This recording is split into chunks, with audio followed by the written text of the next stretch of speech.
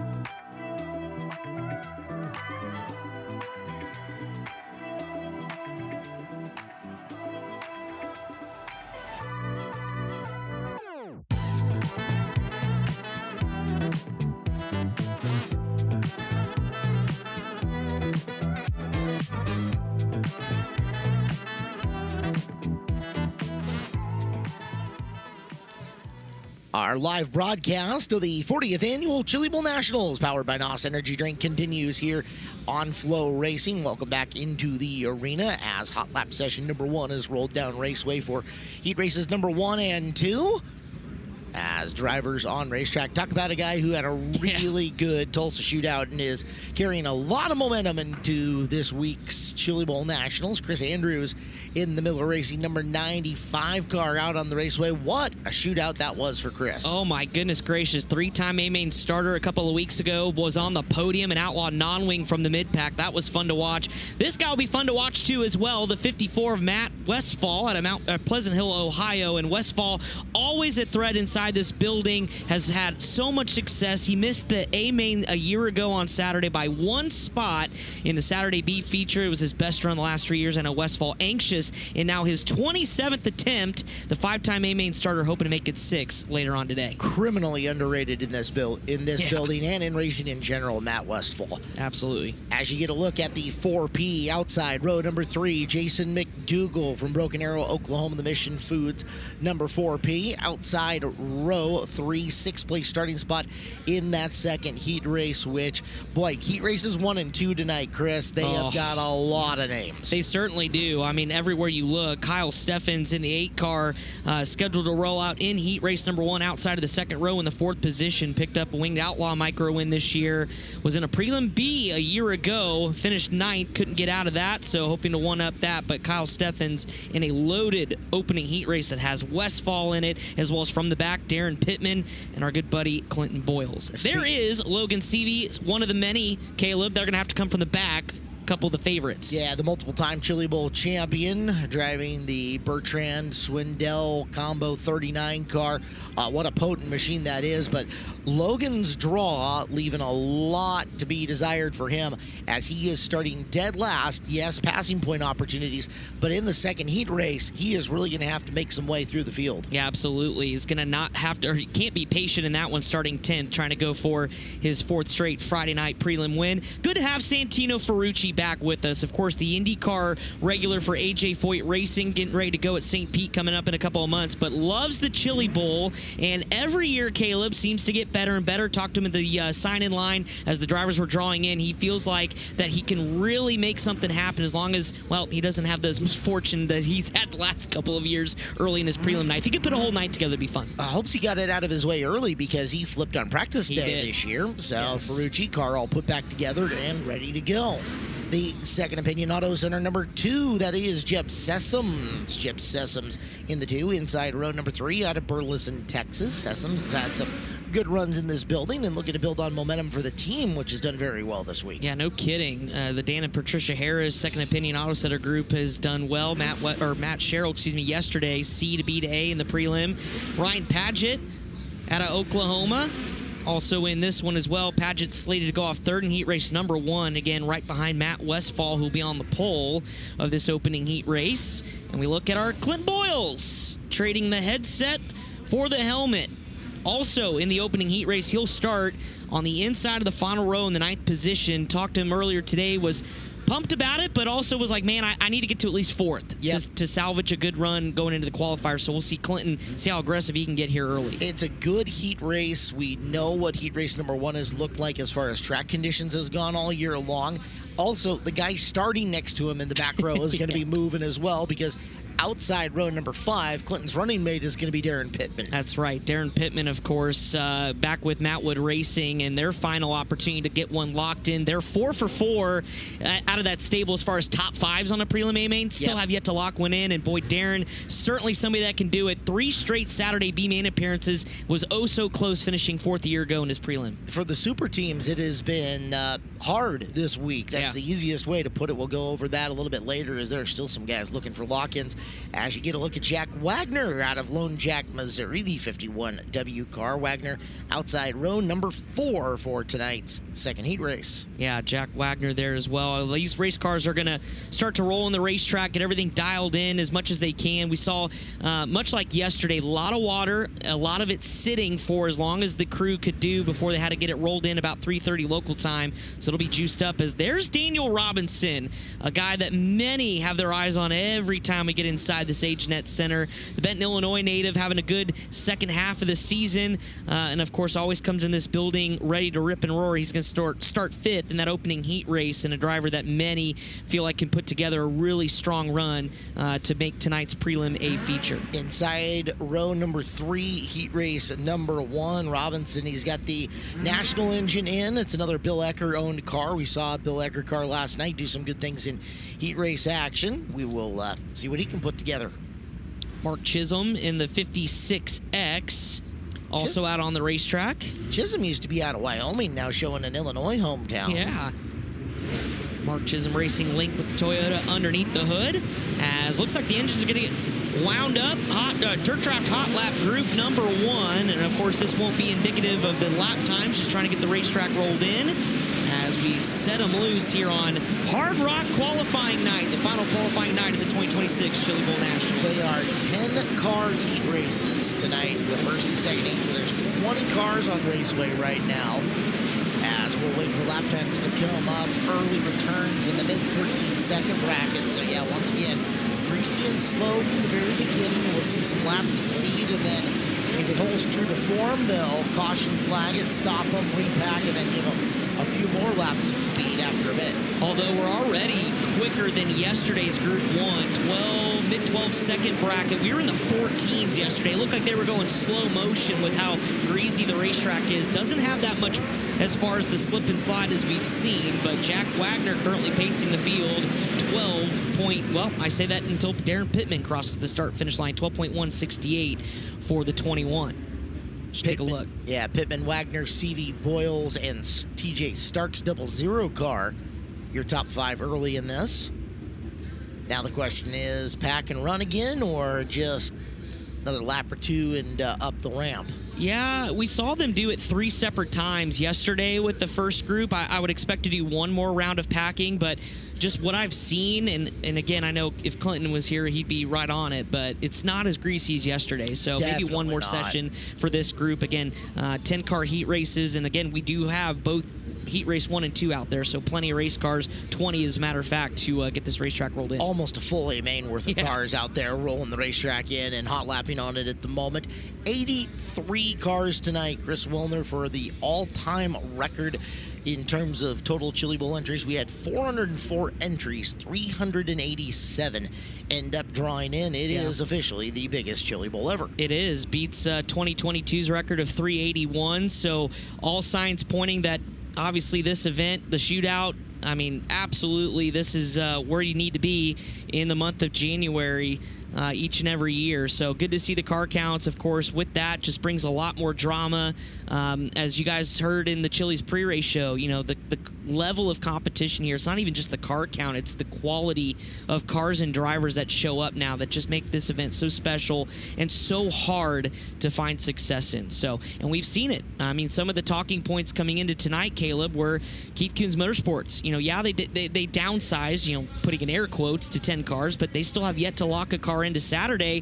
And if they don't tonight, they've got 2 chances. It'll be the first time in well over 6 years that they haven't had anybody locked in. But look at everything that's going on with Matt Wood Racing as well. Yeah. They have been up there. They've been knocking on the door, but that success of a lock-in has just been it hasn't been there quite yet on the week. Incredible runs from Golubic, Copeland, Burnell, and more.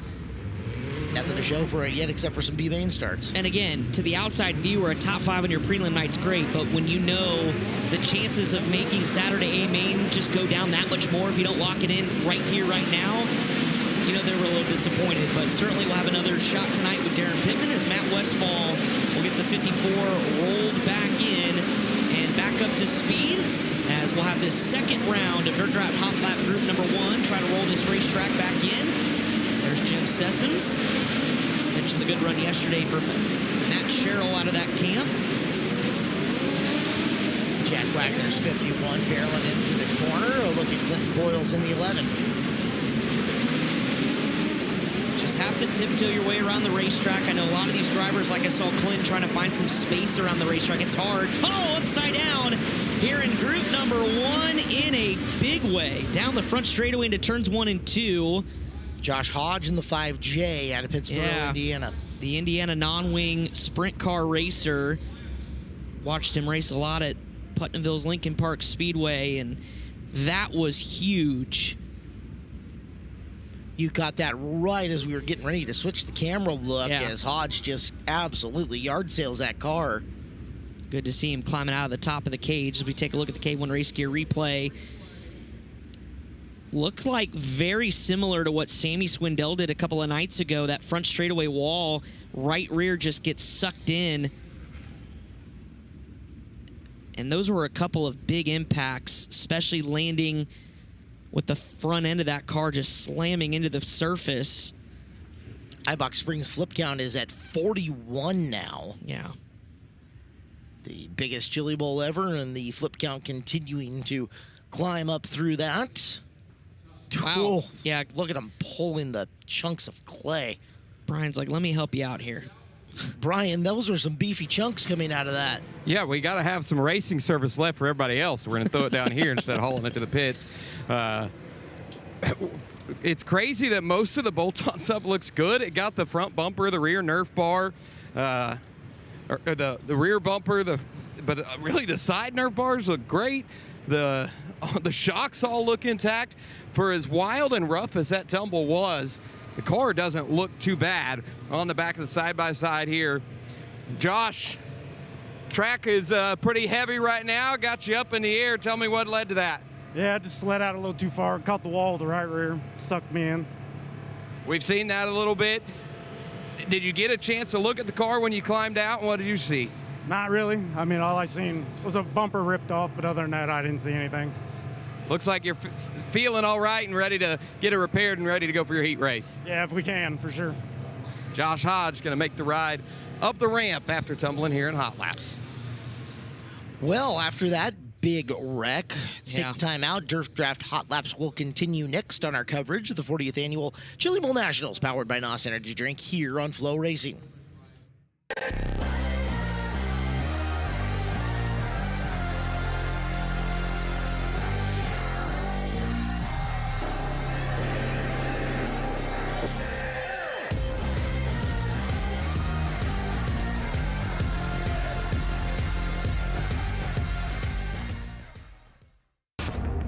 Every lap, every race, every bit of paint traded for every hard-fought place.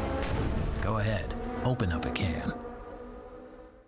What you put in your body matters. The focus to stay locked in, the energy to keep going. From the shop to the wrenches to the driver's seat. Wherever life takes you, make sure you're fueled for it.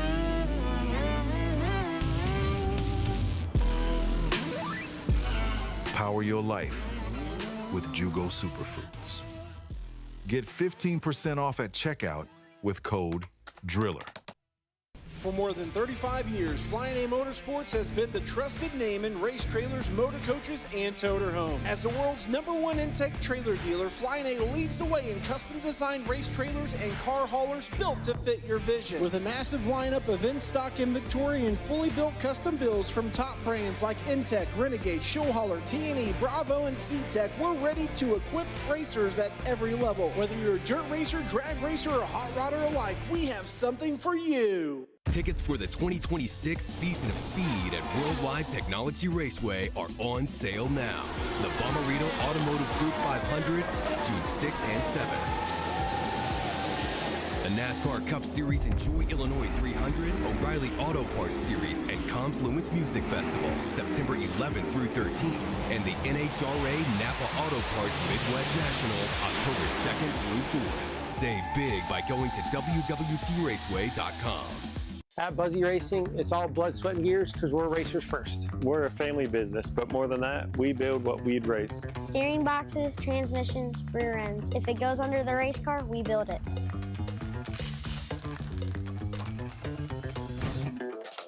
Buzzy Racing, family owned, track proven. Built by racers, for racers.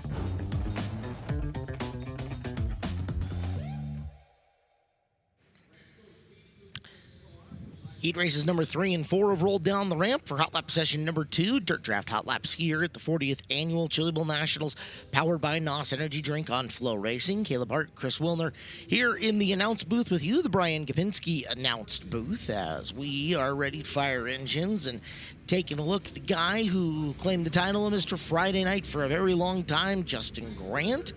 Grant, 9th in heat race number 3, also buried. So early storyline looking at this is that the pill draw today, either very fortuitous or unfortuitous for Darren Pittman Logan Seavey and Justin Grant, depending on how it all plays out. Yeah, I think it just looks at where you're at in the heat race and what this racetrack does. You know, during that break, I checked in on Twitter with Brad Chandler, who heads the track prep crew. They did do a little bit less water in 3 and 4, hoping it widens out quicker, and that's exactly, if you're Justin Grant, Logan Seavey in these early heat races, want to hear coming from the back. So we'll see what happens there as Mr. Friday Night tries to win yet another one as we go back through the field and checking out Hayden Reinbold out of the Reinbold Motorsports stable in the Amy Electrical number 19A. Had another good outdoor season in the midget and sprint car.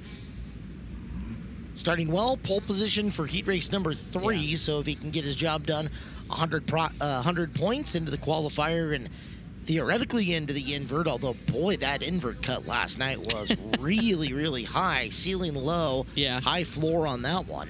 Josh Most in the 92M, the modified and IMCA modified driver, has 9 wins last season, trading the fenders for open wheel here at the Chili Bowl. Last year, a P feature on Saturday, would look to improve on that here this year. He is part of a really good 3rd heat race. This driver, heat race number 4, outside row number 2, and always one of the better looking cars in the building, the 11A out of Carl Junction, Missouri. Andrew Felker. Felker starting 4th in the 4th heat race. Yeah, certainly one that if this bottom can hold, especially in the feature event, and he's starting down there, look for Andrew Felker. That's where he's made his bread and butter here inside the Expo. So Andrew Felker, certainly a lot of eyes will be on him, a 3-time Chili Bowl National A-Main starter on Saturday. As we take a look, entering turns number 1 and 2, it's the 37 machine of Aiden Gatewood out of Caruthersford, Missouri. We'll start 9th in heat race number 4, so another driver having to come from the back. Frankie Guarini in the 63X. He is inside row number 4 in heat race number 4. Driver out of San Rafael, California. Guarini been coming back to Chili Bowl Nationals for a while now and definitely has speed in the building. He will be a guy to keep your eyes peeled to in that 4th heat race, as will be the Oklahoma Cowboy from Tahlequah, Oklahoma, Ace McCarthy, running out of the Tanner Thorson stable. McCarthy, car number 28. He goes inside row number 4 in heat race 3. Yeah, his one midget race a year pretty much is in this building, teaming up with Tanner Thorson, running one of his cars. Former national midget winner with Power Eyes. You look at Brody Graham, one of the rookies coming into this event, had a really good Tulsa shootout as well. We talked to him a couple of times, if I remember correctly, a couple of weeks ago. A 3-time shootout A-Main starter. Now going to tackle the Chili Bowl Nationals for the first time. The driver on the West Coast with a lot of starts out at places like Lemoore and Plaza Park. Casey Burkham's 7E. Burkham has got the pole for heat race number 4 out of Combine, Texas. Tall task for him. See if he's up to it as they'll fire off and roll up to speed here in Dirt Draft, hot lap number 2. Everybody getting the cars wound up. Really good spacing throughout, just kind of taking a peek around the racetrack. Nobody on top of each other, although as I say that, Ace McCarthy catching some slower traffic. Here's a good look now at JG Justin Grant. Documented earlier in the Race of Champions just how impressive his season was, not only with the wins, but what he had to deal with the broken brake foot, that they had to devise a special device for him to use the brake pedal. He still went on to win the Silver Crown National Championship. As we take a look back through the field, hot laps, and now Justin Grant to the top of the board, 11.411 will succeed Darren Pittman's time as the checkered flag getting ready to come out, and Grant looking like he's just going to not worry about messing with some of the cars up ahead. Brody Graham up to 3rd, 11.702. Really good run for the rookie here in this early Dirt Draft hot lap session. As the checkered flag finally comes out. So Justin Grant to the top of the board for CB Industries, trying to be the 2nd driver out of that camp to lock in after Dason Pursley did it a couple nights ago. If you had gone into this week going, okay, Friday night, what do you think the sum total of lock-ins are going to be from Keith Kunz Motorsports, Matt Wood Racing, and CB Industries?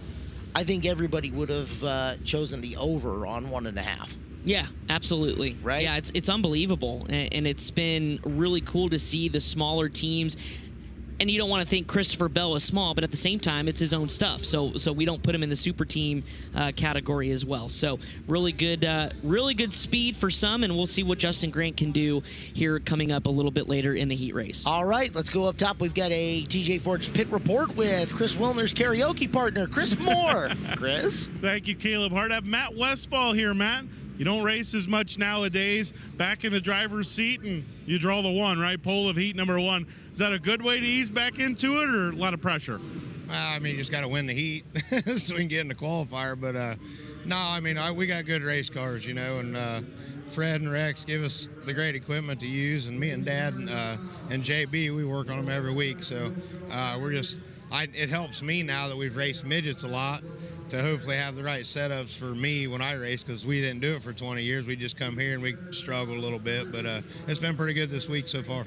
Yeah, I was going to say KTJ had the really strong run through the heats and the qualifiers. How are you feeling tonight after hot laps now for what you have in store as a 5-time A-main starter on Saturday? I feel like we have a car we can win. You know what I mean? Just like everybody else, we got a dog in the fight, so we're going to try our asses off to get. I was a little tight in practice, but I'm a little fat to be running a midget, but it's that's why I just do it once a year. But now we got a good team, and I think we'll be all right tonight. All right, good luck. Thank you. There you go, Matt Westfall, a 5-time Saturday A-main starter, looking to make it number 6, kicking off here on the pole of heat number 1 on Friday night. We've got more Dirt Draft Hot Laps coming up after this. Oh, excuse me. I'm throwing it back to the guys in the booth. You're right, Chris. we have more Dirt We do Draft have Hot more. Laps. Yes. We've got a lot more coming up. But yeah, good to see Matt Westfall brings a lot of speed to Four Kings Racing. All right, here we go. Dirt Draft Hot Lap Group number 3, heat races 5 and 6. You're taking a look at Chris Roseland out of Carter Lake, Iowa in the 84R. And Roseland's going to start outside of the front row in heat race number 5. Following him from the Netherlands, it's Wout Hoffmans. Hoffmans, who had a very loud Tulsa shootout, did some good things. Going to be trying his luck here. He goes outside row number 2 in heat race number 5. So 4th place starting spot for the Netherlands-based driver, Wout Hoffmans. Yeah, made some noise in one way and another. And I know he was pretty apologetic after what happened there at the end of his Tulsa shootout. But definitely going to pick things up and see what happens here, teaming up with Jody Rosenboom. As you take a look at Brian Strain Jr., Kenosha, Wisconsin. One of the Badger Midget group Yes. that is here racing. They've got 4 drivers tonight. That is a Badger legal engine, by the way, so the 148 cubic inch horsepower. He was the Rookie of the Year up there with the Badger Midgets in 2025, and also a Chili Bowl rookie coming from Lightning Sprint ranks, which they still have a pretty healthy group of those up in Wisconsin, runs Plymouth, and a couple other different places. Gio Selzy got a look at the Chili's with the sponsorship on the sign, running for KKM and Kerr Agajani in partnership with Spire Motorsports. He'll go full-time high limit next year in Spire Motorsports' debut as a high roller. There's Michael Facino. Been crew chiefing all week long for Trifecta Motorsports on the other hot rods. Finally gets his shot behind the wheel as the multi-time Saturday A-main starter has his shot here in the 5U. Certainly had Kevin Newton rolling at times last night. Kevin, very heavy, loud pedal foot. It was fun to watch. That was though. a great race. Yeah. I enjoyed that. Hey, Glenn Steiners gets to run his own equipment here. Nice to see Glenn back. He does. Guy who supported a lot of efforts here at the Chili Bowl Nationals, and Glenn, the 0G, the OG if you prefer. Yeah. He has drawn outside row number 3 for heat race number 6. Rylan Gray in the 81G out on the racetrack, Greenfield, Indiana native. Gray will start 3rd in heat race number 2 behind Gio Selzy, so that'll be a fun race to watch. And there's Jesse Love, the now reigning NASCAR, what was Xfinity Series, now O'Reilly Auto Parts Series, teaming up with not only Second Opinion Auto Center, but Blake Harris, crew chief for Alex Bowman, building this race car with Alex at Alex's shop, and now running out of his parents' team. And I know this was an awesome partnership. They're enjoying racing together, and Jesse's excited after, by the way, turning 21 years old a couple of nights ago. Happy belated birthday to Jesse, who we had on the broadcast yesterday for our Drivers Only segment. The always fast Ronnie Gardner in car number 9A. Gardner goes outside row number 2, starting right behind Michael Facinto and right next to Giovanni Selzy on the front row. So strong California presence at the front of heat race number 6 coming up.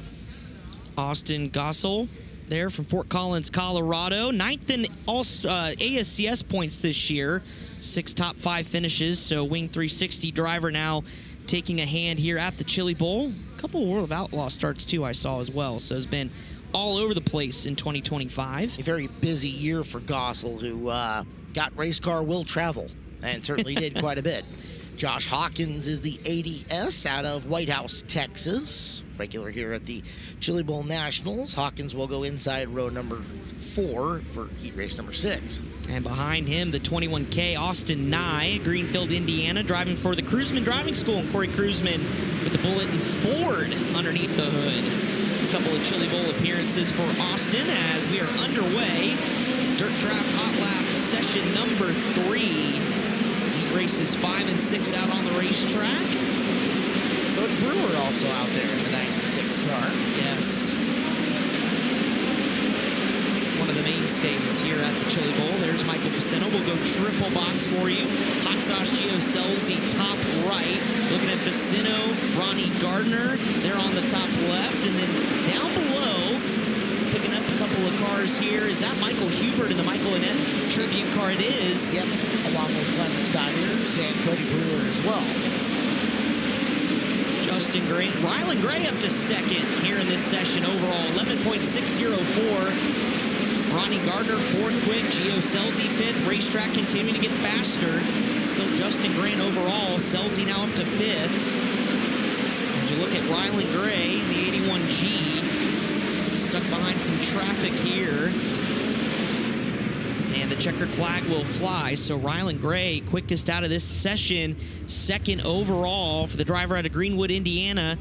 And the Brandon Gray Link Claxton Toyota under the hood. 11.604. So they'll go up the ramp. And while they do that, we get our 4th Dirt Draft Hot Lap session out on the racetrack. We'll take a quick timeout. You're watching live coverage of the 40th Chili Bowl Nationals powered by NOS, live on FloRacing.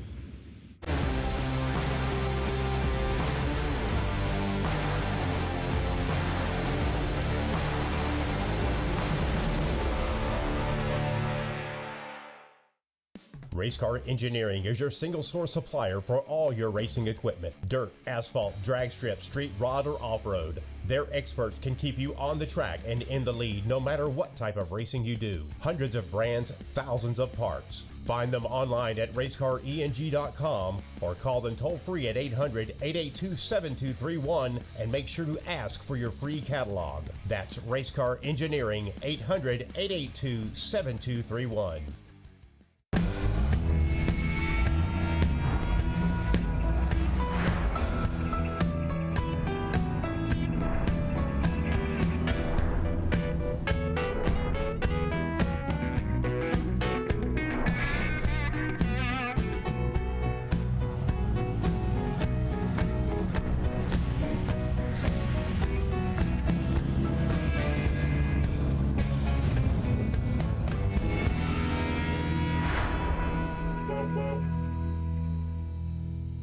The 3 for Me, only at Chili's, keeps getting even better with the Big QP, and all this for just $10.99. With 85% more beef, it makes a quarter-pound burger look tiny and, well, yeah, tiny. This Chili's 3 for Me is the best $10.99 you can eat. When it comes to Magneto ignition performance, there's only one name that you can trust, and that's BR Motorsports Ignitioneering. Servicing the racing industry for over 30 years, our state-of-the-art Magneto Dyno Test Lab facility is equipped with the most technically advanced equipment available. And that's why crew chiefs like Paul Silva and Philip Dietz choose BR for all their ignition needs. To learn more, visit us at brpromag.com. Unveiled at PRI, 5-Star introduced an all-new sprint car body engineered using advanced CFD aero analysis, validated through on-track testing using real-time airflow data. There's no reason why anybody will want to run anything else than this 5-Star sprint car body. Designed to fit Maxim, XXX, Schnee Lawson, JR1, J&J, DRC, Spike, and more. 5-Star's all-new sprint car body. The new standard in sprint car technology. This isn't just a race, it's the race. 500 miles of glory, 1,000,000 memories, one place. That's what we love about the Daytona 500. You gotta see it to believe it. Secure your experience now at Daytona500.com.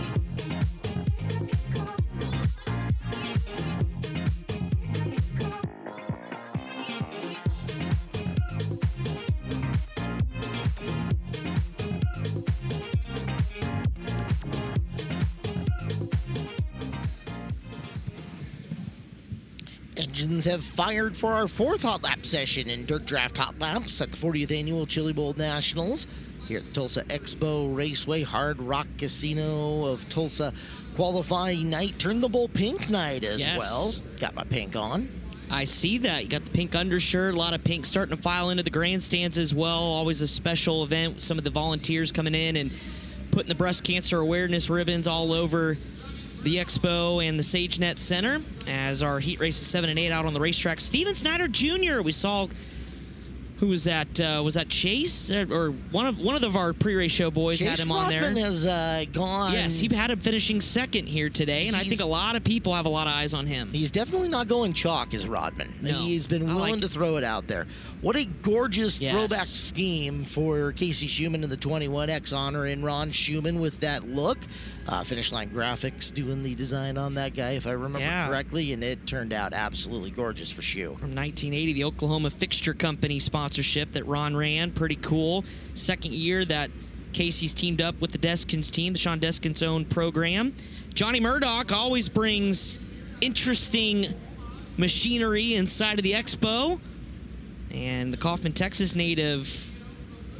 It's interesting looking. Different color scheme this year. It's typically got that almost like matte white with maybe some of that aluminum, not powder-coated body paneling. There's Mario Klauser, Mario Speedwagon out of Chatham, Illinois, back here at the Bowl, running the 75 machine. Mario Klauser will start 4th in heat race number 7. Really like Cale Coons' starting spot of outside row 3 in his heat race. Coons up and down the road, a lot of experience this year, and this could be a breakout here tonight for Cale. He's got a good starting spot and a chance to make some points. Yeah, 6 wins, including the Harf Billy Marvel Jr. Sprint Car Rookie of the Year for Cale Coons this year. Gavin Miller, boy, what a battle for Gavin last year in the prelim, fighting for that, the lock-in position a year ago. Was second there to Logan Seavey, so he locked himself in. Would love to win a prelim, but 5 wins on the National Midget Trail for Gavin. Austin Wood is the 07W. He goes outside row number 1 in the 7th heat race. The Wing 360 driver out of Sacramento, California, and the SCCT champion here in 2025.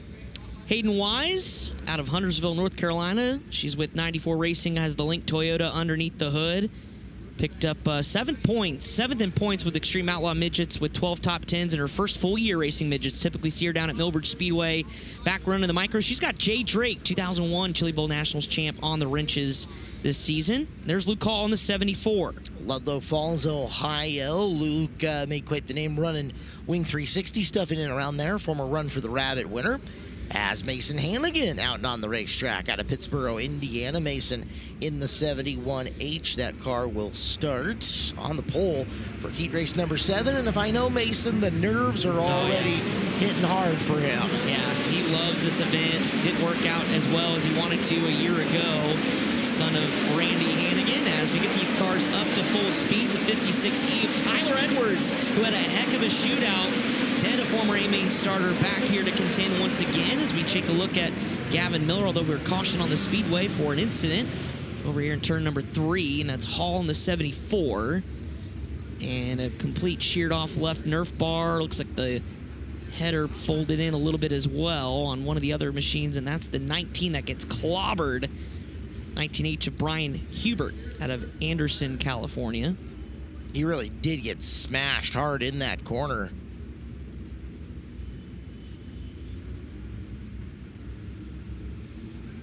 Brian has made his way over to the scene. His boy, the Nerf bar is barely attached. Big impact there on that left side that Wilner was saying. It got into the muffler there. Can't quite tell if it's only right there at the muffler, if it's deeper, closer to the collector there on the header. Hopefully it's something they can repair a little bit easier. The 74 car, not much damage here. They're going to cut this Nerf bar off so they can get the car rolled away again. Brian Hubert got a sibling rivalry. He'll be racing against his half-brother Michael Hubert, both of them qualifying tonight. 10 years difference in age, and they have a pretty heated rivalry. As I'm sitting here looking, you can see what appears to be some fuel dripping off right outside the head here. Maybe some overflow, something after that impact. So they'll have to take that 19 car back to the pits and get some work done on it. And we just saw Luke Hall in the 74 who was involved going up the ramp. So we'll at least lose Hall in this one. He was the one doing the smashing. Yes. Hubert was the one being smashed. The visor plate, WTF Hubert. Nice. Love it. Yeah. I love it when they got a little character to them, right? Sure. We love that. And it's Friday, It is Friday, yeah. TGIF. Let your hair down. That's right. I know, we talked about it all week, how incredible the crowd is, but typically, Friday end of the work week, a lot of the locals that have tickets now are going to be here early because they maybe took half day or whatnot. So we've got, it's going to get rowdy here tonight on Hard Rock Golf Night. People got into town last night. Yes. In fact, as the nightlife was popping. Yes, we wouldn't know a thing or two about that, would we? We've got plenty of time to talk about that later. Green flag out here, back up and rolling as you get a look. Curtis Jones in the 32C. And there is Steven Snyder Jr. with Chase McDermott Racing. He prepared some really amazing-looking race cars. Chase, of course, not in the seat full-time, taking over as more car owner and lead wrench as Brian Hubert comes to a stop down the back straightaway. Well, WTF, Hubert. Yeah. Why are you doing that now? Come on. I apparently thought that the inside of the back straightaway looked like fun. Yeah, well. Needed to check out a little bit more of it. But Gavin Miller thought that session was at least really good as far as the timesheet's concerned. He goes to the top with 11.260 here after that one as the yellow flag continues to wave. Yeah, we may not be done with this session as they have not started going up the ramp yet. That is Levi Cladd out of Langley, British Columbia, who took that ride. While he was taking the ride up into the fluffy stuff, there's Hubert. Hubert nearly collected Steven Snyder Jr. Guys, I was going to mention, I got a closer look at Hubert's car as it was sitting there waiting to be pushed off again. We saw where that muffler was crushed in, but it got smashed into that oil reservoir as well there, and there is a lot of damage to that canister on the side, so that may play a factor. Well, he's going to stay out there at least for now here in Dirt Draft Hot Laps. Let's take a look at Tyler Edwards and Hayden Wise. Coming off the corner. Tad Holloman there in the white, red, and black number 20 machine. There's a good group to watch. Cale Coons in the dueling 63. And, of course, Gavin Miller there in the KKM 97. Austin Wood now close to the top of the board. Second quick. Coons goes third quick. So 3 cars in this session now. 1, 2, 3, led by Gavin Miller. 11.260 Austin Wood, Cale Coons. Top 3 overall, all down in the low 11-second bracket. And 4 out of 5. As Snyder Jr. in there as well, just a hair behind Justin Grant. Let's take a chance to visit with Chris Moore. It is a TJ Forged Pit Report. Chris. Thank you, Caleb Hart here with Ronnie Gardner. Ronnie, car looked pretty good out there in hot laps. You start 4th, but a really good front row in your heat race. How tough does that make it? It makes it real tough, especially, usually you get a Chili Bowl heat race and there may be one other good guy, but having Dominic or Giovanni and Vicino on the front row makes it tough, but those guys race pretty good. So I think if I can clear the 81 off of 2 and just get behind those guys, I think we'll be all right. I think we have the race car. Just got to do my job. I was going to say, you're running for RMS this year. What's it like? Is it a big advantage for you going Friday after your team has already had a few cars go and you kind of have some notes together? Yeah, I think so. I mean, everybody kind of likes a little bit different setup, and same with me. But yeah, little things we tried here and there. We know what doesn't work and what made Spencer's car fast last night. So if we can get to the A main and get a good starting spot, I think we got a chance to run somewhere right there in the top 5. All right, good luck. Thank you. There you go, guys. Ronnie Gardner will roll off 4th in heat number 6, but as he said, Giovanni Scelzi on the front row of his heat race along with Michael Vicino. Chris, you're not lonely up there, are you? No, I got Daryl here to keep me company. Okay, so just checking. As Daryl recognizes a Brett Hearn T-shirt when he sees it. Okay, so. we went over this yesterday, Chris. Unbelievable, fellas. We know who Brett Hearn is. We got tore apart on social media. Yeah, thank you for that. I will say, obviously, I didn't have my ears on, so I was just told you guys didn't know who he was. We didn't know recognize the shirt. 920 race win Brett Hearn. 4-time Saturday starter of Chili Bowl races, although not since 2005, by the way. The problem is recognizing your color-faded 33-year-old. Whoa. That was brand new, first time ever worn. My man Bob Hilbert Sportswear hooked me up with that. I called him as soon as I found out about Throwback Thursday night. He went, pulled it out of the box for me, and so shout out to Bob. All right. That thing was badass. Okay, then the problem is looking at your 33-year-old car design of Big Block Modified. There be the issue. Brett Hearn had an incredible career. Our 5th Dirt Draft Hot Lap session and final one out on the racetrack. Those will be cars in heat race number 9. Cole Vander Heiden out of Nebraska. Cole joining us as well here at the Chili Bowl Nationals. Cole, a E-Main starter a year ago and Saturday. IMCA Race Saver Sprint Car winner this year. Wesley Smith in the 4W. Nixa, Missouri will roll off inside of the 4th row in the 9th part heat of that race. big 6-car team that they brought in with Duramax putting a lot into it. Yes, Brody Rora, of course, Buena California native with Ramco Speed Group this year, the 2023 USAC Sierra Sprint Car champion.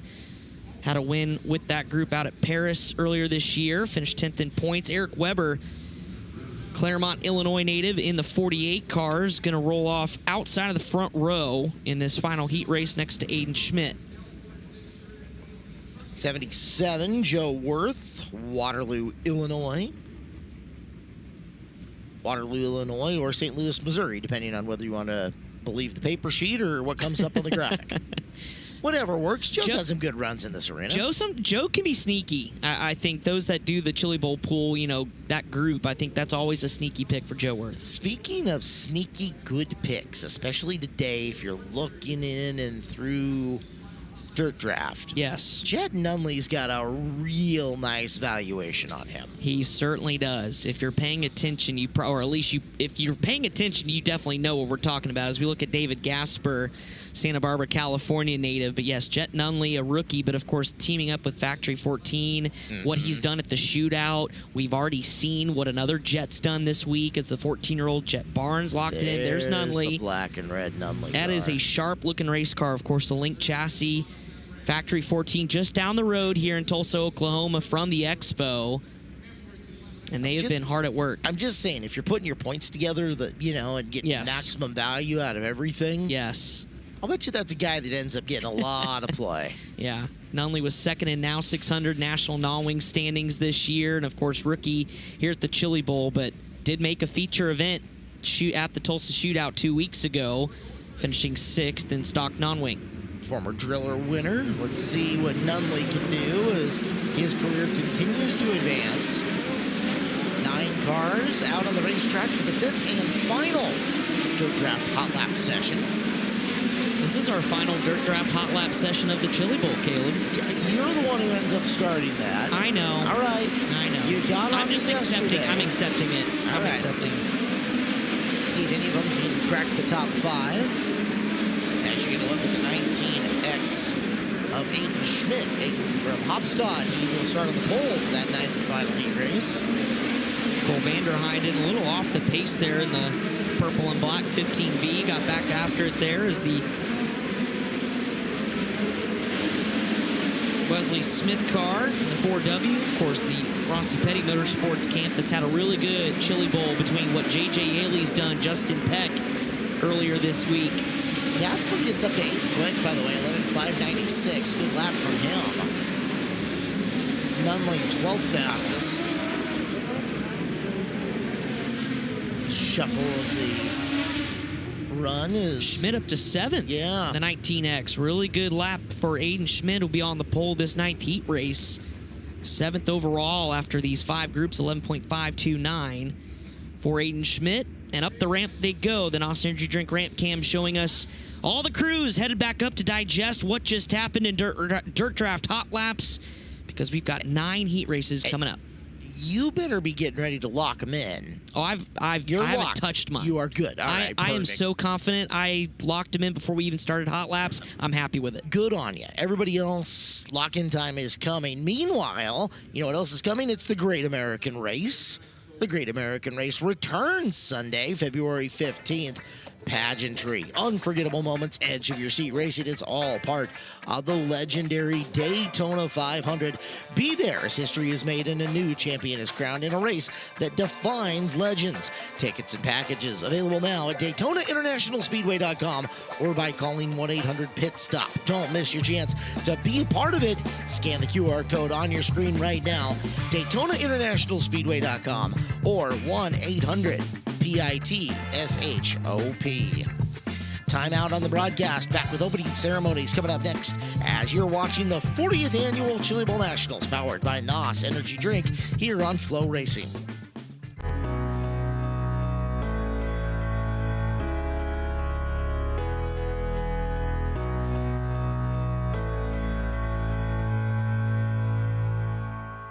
Go harder, faster, stronger with Rod End Supply. Whether you are running industrial, farming equipment, or a race car, Rod End Supply has the assortment of rod ends, radius rods, and specialty products that will help you lead the field in performance. Our superior design means our rod ends last longer and perform better, giving you the edge on the track and saving you money. Contact Rod End Supply or order online today at rodendsupply.com. We don't just sell them, we race them. rodendsupply.com. Serving the racing community for over 30 years.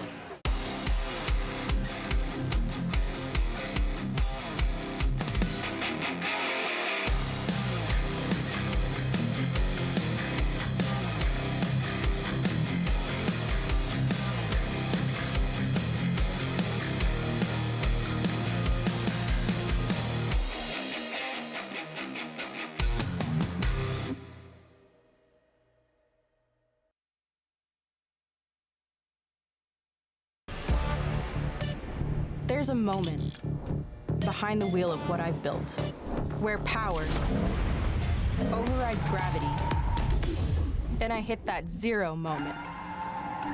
Zero doubts, zero fear, zero competition. No rule or mold I can't break.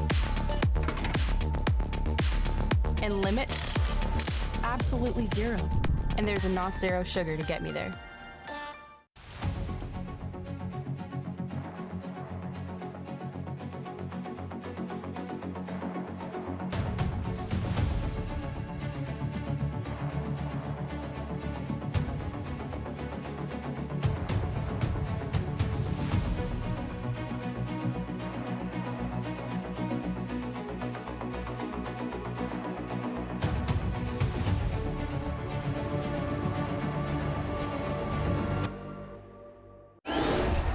The biggest night in pavement late model racing history. This is our Daytona 500. It's the biggest race of the year. Destiny fulfilled! This is the biggest race I've ever won. The best dirt late model series in America. Eibach Road Truck Lift Stage 3R. Proudly made in the USA. Designed for the most rugged and demanding off-road trails. featuring front 2.5-inch coilovers and rear 2.5-inch reservoir shocks. Developed to provide maximum traction, consistency, and control off-road and on-road.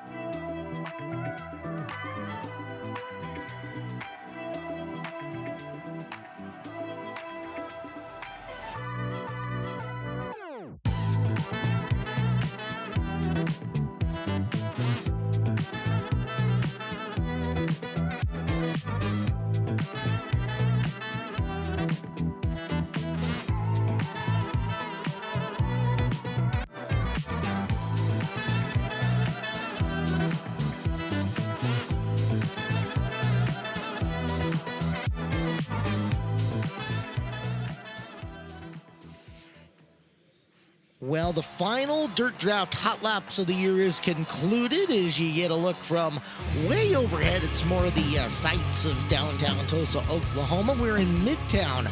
Tulsa is where we are for the Friday afternoon version, preliminary night number 5 here of the Chili Bowl Nationals on FloRacing, powered by NOS Energy Drink. Caleb Hart, Chris Wellner. Chris, you said you had it locked in. You're dialed. You are ready for tonight. I think so. You better be. You know why? Why? Because as we flash the Dirt Draft standings up, no, you're chasing somebody still. Wow, I thought I had it in the bag with Clinton Boyles not even submitting a lineup yesterday, but Bert and Ernie, whoever you are, I wish I knew who that was. Maybe somebody can tell me real quick, but that's impressive. This is a dogfight coming down to this championship Friday night here. I'm excited. You're still in the running overall, too. You put 2 good nights together, you could still end up at the top of the fantasy championship, where Flying 62 is currently leading for the custom Dirt Draft Chili Bowl trophy. Very cool. 2nd through 25 are going to get bonus points towards the speed shop. And here's the deal. New subscribers are getting a free $15 gift card to shopsunshine.shop. That's awesome. You're also getting over $100 in industry gift cards to places like My Race Pass, Got a Race, Death Ridge Opticians, and more. You basically compete the contest, and you get points to use in the store. The store has got awesome stuff, merchandise, tickets, pay-per-view, subscriptions, experiences, and more. You check it all out at dirtdraft.com or download the Dirt Draft app. It is in Google Play and in Apple. dirtdraft.com. Sign up. Be a part of it. Play. Yes. Good time. It is a lot of fun, and I'm having a lot of fun seeing where Tyler McKim ended up on that leaderboard. Where? I missed He was at the bottom. Really? He normally has my number in these deals. You know, but I'll give him the benefit of the doubt. He's coming over an illness. Very We're glad ill you're feeling this better. week. Yes. So.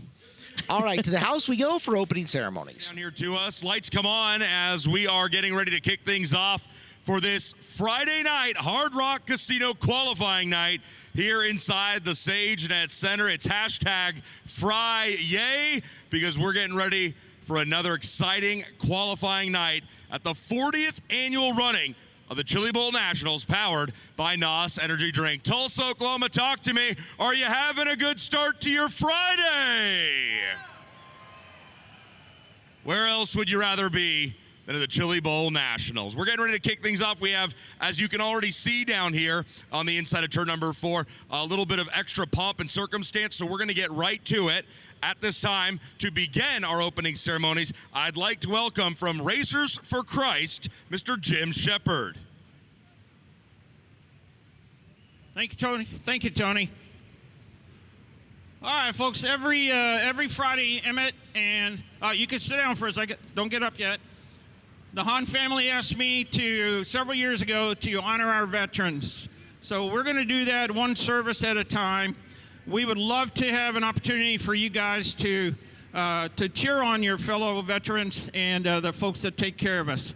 So if you served at any time, or if someone in your family ever served in the United States Army, would you please stand up? The United States Army, give them a round of applause. If you ever, or you have a relative that served in the United States Navy, please stand up.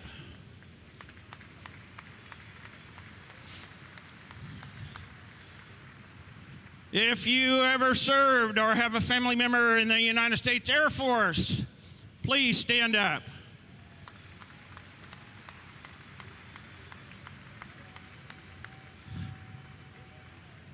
I was fortunate to spend 22 years in the finest fighting force in the world, United States Marine Corps.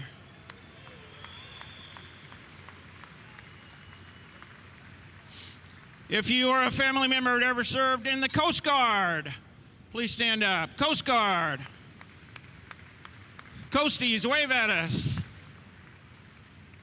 We have a baby force now. It's called the Space Force. Is anybody here or have a family member in the Space Force? Anybody here? We are very privileged tonight to have representatives from our racing families from the UK, from New Zealand, and from Australia. So if you are here with Australia, with anyone that served, anyone in your family, please stand up at this time. Australia. Thank you. Anybody here from New Zealand? New Zealand. And finally, I heard the Aussies have a funny name for these guys, but I'm not going to say it. The UK.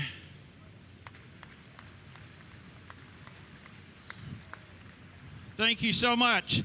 I am privileged to have Sergeant Massey with me up here tonight.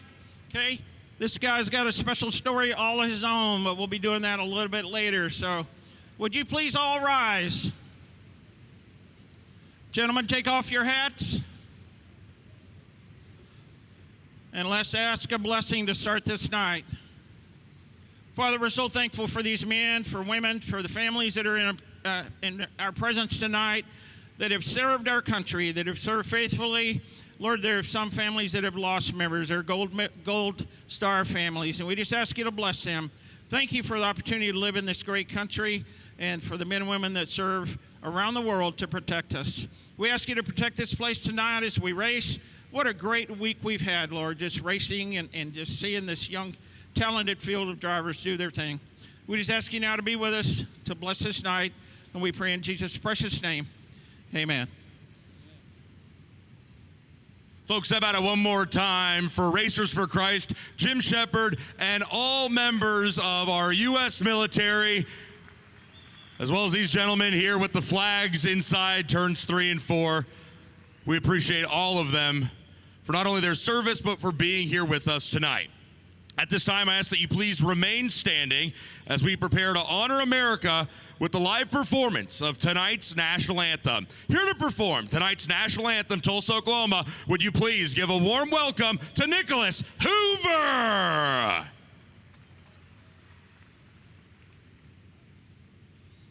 Oh, say, can you see by the dawn's early light what so proudly we hailed at the twilight's last gleaming, whose broad stripes and bright stars through the perilous fight o'er the ramparts we watched were so gallantly streaming, and the rocket's red glare, the bombs bursting in air, gave proof through the night that our flag was still there. Oh, say, does that star-spangled banner yet wave o'er the land of the free and the home of the brave? Thank you. Hey, how about it, Tulsa? One more time for Nicholas Hoover.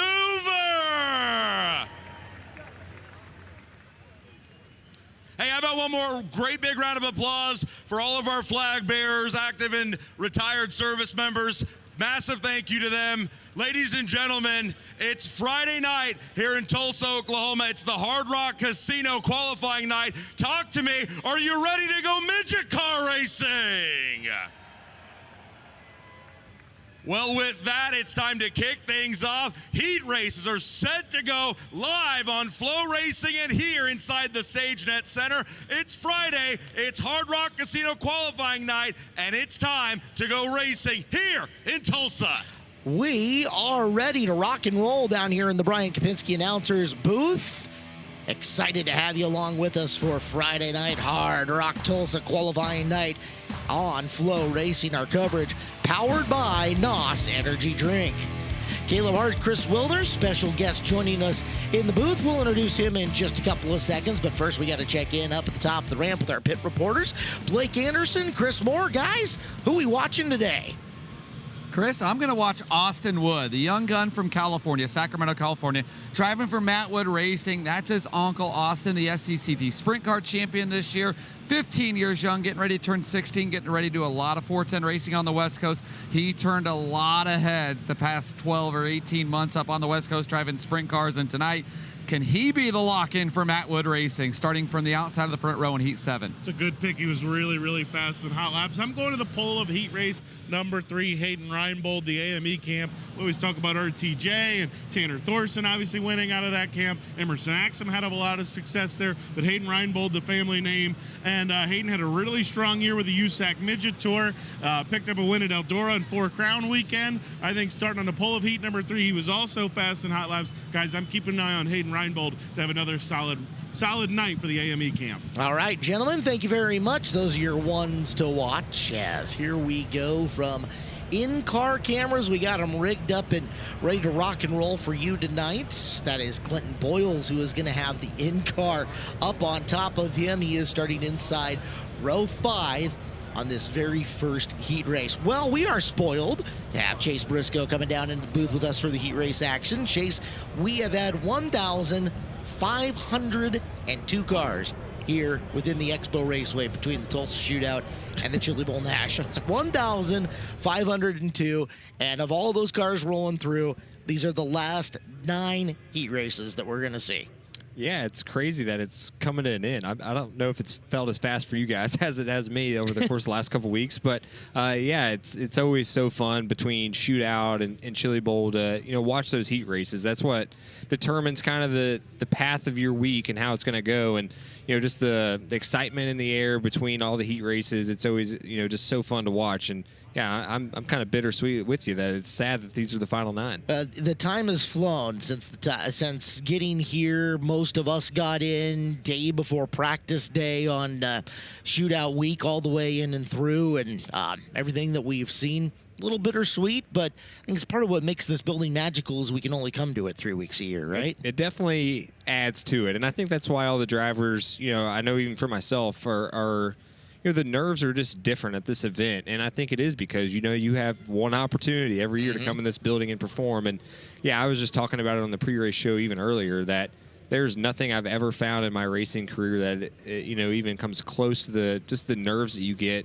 on the ramp before your heat race, just because of all the prep work, everything you do leading up to it. You wait a full year to get another opportunity, and that if you go out in this heat race and something goes wrong, well, now your night just got way harder. So it's just, I don't know, something about this building and being in it, the nerves that come with a heat race are always super high. As we get this first heat race down the ramp, obviously not driving this year, but you've got two really good bullets. You had Jordan Kinzer, and then last night, 8th place finisher Carter Sarf. How would you kind of summarize your Chili Bowl as a car owner here this week? Yeah, it's been, I would say, up and down. We've had good speed, especially with Carter last night. I thought, 8th place we're all kind of disappointed with. I mean, we literally passed Christopher for 5th, then the caution came out. They put him back ahead of us, and that restart just didn't go our way. We kind of just messed up, and we got swallowed up a little bit back to 10th, and then we were able to get back to 8th, and Christopher goes and wins after a restart right in front of you. So I know we have speed. I mean, to be able to pass Christopher and run him down and pass him, our cars definitely are good. It's just a matter of putting it all together. So, I got our work cut out a little bit tomorrow. Jordan will be in the D-main, I think, which, even his night was a great recovery. I want to say he was 39th in points, started 10th in his qualifier, got to 4th and kind of saved his night. And then, Carter will be in the back of the B. So, hopefully we can sneak one of them or hopefully both of them in there and then see what we can do in 55 laps. And between the ticket to Tulsa and the Chili Bowl sponsorship raffle, it was kind of a cool project to put both these together. Yeah, it was really cool. That, both of our cars, Wheelhouse on the Jordan Kinzer car, we did a really cool thing with them. We kind of asked them, who do you want to go drive it? They said, well, we want to somehow, give back to the sport and give somebody an opportunity. So, the winner of the points from Paragon and Bloomington combined got the ride, and Jordan Kinzer won it. And then, we did the sponsorship raffle on the Carter Sarf's car, and Jerry Mullen ended up winning. She was one of the few people that didn't have a company that signed up, and she said, I want to do a cancer awareness car. So really special. Carter actually lost 2 people to cancer this year, so it was super important to him too. You're looking at the lineup for heat race number 1. Matt Westphal, Cody Shander, Ryan Padgett, and Kyle Steffens, Daniel Robinson, Jordan Knight, Mark Chisholm, T.J. Stark, Clinton Boyles, and Darren Pittman. Here in the first one, it's all about points, 100 points to win off the pole, plus 5 points from every position back that the winner comes from. So second, 105, third, 110, fourth, 115, etc., and so on. You've had to be in the 120 range thereabout to end up high point out of the heat races. We've had a couple of 130-point efforts, but by and large, 120, you're feeling really, really good. 115, you're well into that qualifier and into the invert. We've seen these cutoffs, too, for the top 40 to make the qualifier just go higher and higher. I think if Wikipedia put out that it was like 74.9 last year to make the top 40, but every day it's been 2 or 3 points higher just because of the stout competition here that we've seen. So we've even had some all-time Chili Bowl highs as far as either cutoffs or A-main lock-ins. So not going to be easy by any means, but certainly you want to eyeball if you're at the back of this field to get up to at least 5th or 4th to make sure you're solidly in a qualifier. Matt Westphal, Cody Shander, front row of this one. Heat race number 1 on the final night of qualifying nights. Green flag is out. Matt Westphal leads him down to the bottom of corner number 1, and he's got the early lead. Yeah, all trying to dive for that real estate on the bottom side of this racetrack. Not quite wide enough as this first heat race is going to go by in a hurry. You're taking a look at Kyle Steffens trying to make a move for 3rd position on Shander. Makes the pass, works underneath, bringing one with him in the form of the 57R of Daniel Robinson. Clinton Boyles is the first guy to escape that back row. He's brought Pittman with him, so both Boyles and Pittman on the move. And remember, Boyles said 4th is the target. Anything from there is gravy. He's getting close already. Yeah, he's got up 4 spots to 5th, and he's got plenty of time. Daniel Robinson opening up his entry. Let's ride on board with Clinton Boyles on the right side of your screen. Already caked with mud. Racetrack got a lot of juice in it. Up and over the berm there with the left side as he's got Darren Pittman, though, closing in for that position. Both these drivers trying to track down Daniel Robinson and Kyle Steffens. Robinson, the veteran, can be very hard to pass when he gets into defense mode. Robinson great about hitting his marks and making that car as wide as it needs to be as you're looking at positions 4, 5, and 6 in the early goings. Robinson, Boyles, and Pittman all looking for room, and we're down to 2 to go. Yeah, now it's got to be go time. Darren Pittman knows that he's trying to get up underneath Clinton Boyles in the Mattwood Racing 21. Pittman now will try that higher groove again. A lot of loose stuff, but there is some moisture up there if he can make it work. One more time around, he may have a shot here to go 2 for 1. Off the corner he does. Robinson gets contact from Boyles. Darren Pittman, how about that? Huge advantage off the corner as Robinson continues to try to survive and hang on. Matt Westphal easily goes 100 points, but how about Darren Pittman? 6 spots up to 4th from the back row. Big points for Darren going 109. He'll be happy. Everybody else, it's scramble mode time. Westphal, Paget, and Steffens 1 through 3. And that really hurt Clinton Boyles, too. So, Chase Briscoe, talk about aggression and needing to find your way to the bottom. We kind of saw it there a little bit. Yeah, that's a tough spot for sure, especially being in Clinton's position. You know, you started 9th. I think he was up to right around 5th. And, you know, you're faster than the guy in front of you. And you don't know if Pittman's behind you. And then, yeah, you get circled by Pittman, obviously, around the outside. And then the guy in front of you kind of messes up. And, yeah, I mean, we were just talking about how the heat races can change your whole night, right? Clinton went from easily being in a qualifier. He was going to be in the back, but it was not going to be good. And, not happy here. That's Daniel Robinson giving Clinton Boyles an earful. Of course, we saw that contact. Boyles had the rear bumper locked with his front bumper. Trying to read lips. Joe Boyles there, Clinton's dad. Just a conversation. That's Chili Bowl. It's pretty frequent, if I use the word collision, that we see off turn 2 often. One guy a little bit faster than the other, and it doesn't take much to get out of sorts coming off the corner. You saw Clinton lift. He did not drive all the way through, right? He definitely could have spun him out if he wanted to. And that's the... You know, and like Clinton was kind of saying there, you know, Pittman was kind of pinching him down. And, yeah, it's just I don't know. I felt like that was more of a racing deal than anything. Yeah, just an unfortunate set of circumstances for sure. Santino Ferrucci starts on the pole of this next one. To his outside, it's Ray Brewer. Row number 2, Dusty Young and Jim Schulenberg. Row 3, Jeb Sessoms and Jason McDougall. Chris Andrews inside row number 4. Jack Wagner right next to him. Then Josh Hodge and Logan Seavey, the 2-time Chili Bowl champion, rolling out P10 here in heat race number 2. It's going to be fun to watch. And if you need confidence, certainly that camp with Kevin Swindell, they've got all the confidence in the world with those race cars. They've been really, really good. Blake Anderson up top with our heat race winner.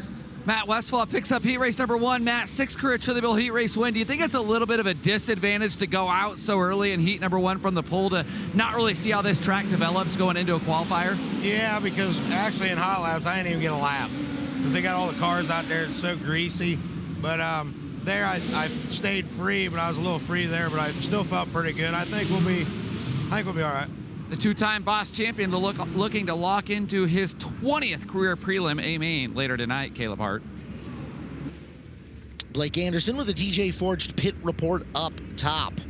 Well, guys, AJ Foyt's driver up on the inside of row number 1.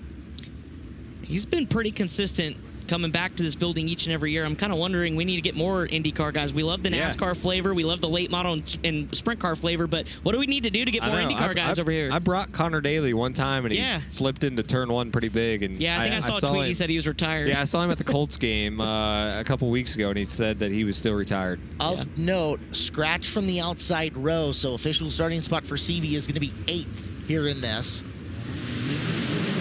Ferrucci fires off at turn number 4. We're underway. Contact on the front straightaway, 1 in the fence. 2, 3 upside down. McDougall might have got that very tail end of it up there. He did. That started with inside row number 2. Dusty Young really flying the front end of his car up in the air, and then the chain reaction from there.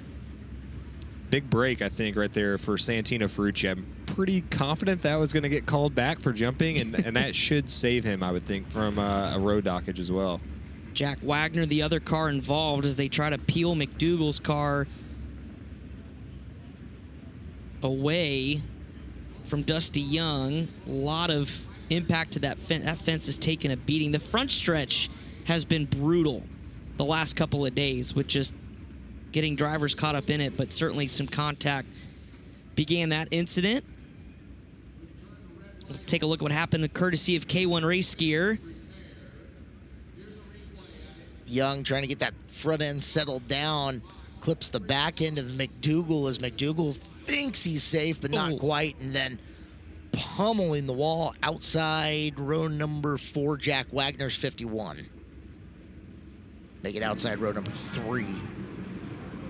Guys, it looks like we might have a extended delay here because not only do we have to clean up the race cars, but several officials working over on the fence further back towards the finish line. There's Dusty Young's going to climb out. He's got a lot of damage to the right side. Wagner with a lot of damage to the front end. It broke the front panhard bar in half there. More damage to the front axle. And checking out McDougal's ride, he might have got the least amount of damage. And looks like we have some team members over here inspecting this. I think we went open red. There are team members at every car further back on the racetrack. Yeah, thank you, Brian. They just released some of the crew members out there. We did go red around the speedway, knowing that there is a little bit of a cleanup to the fence that needs to be done. As you take a look at the Wagner car getting pulled away, Eibach flip count updated, and there is the massive attention to the front straightaway chain link fence there between the K-rails. McDougal's car rolling, rolling. I'm not seeing a whole lot of damage to it, more so than what we could originally observe.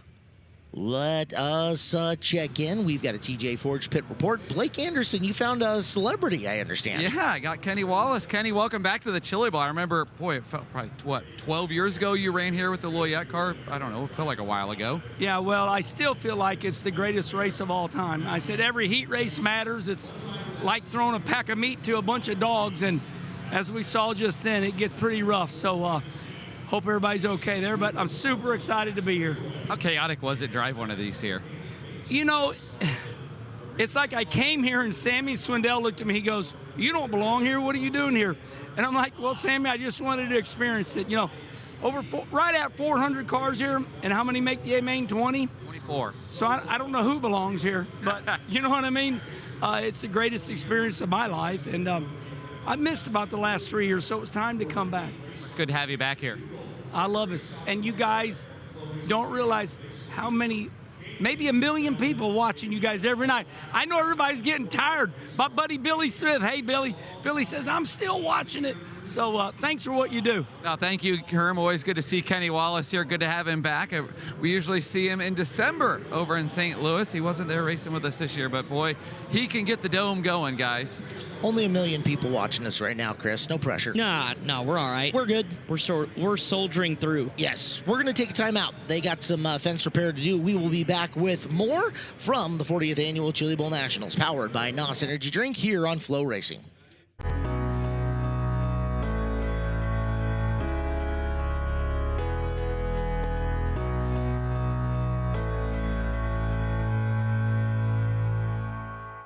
Racers don't slow down, and neither do we.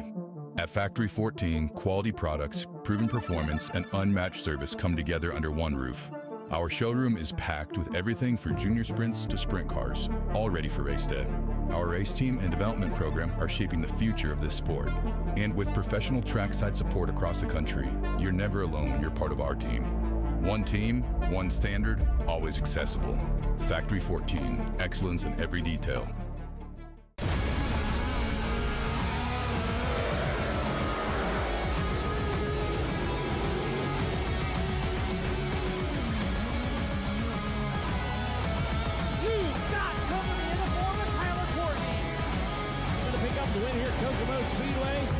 It's going to be Canna McIntosh, 08, victorious tonight.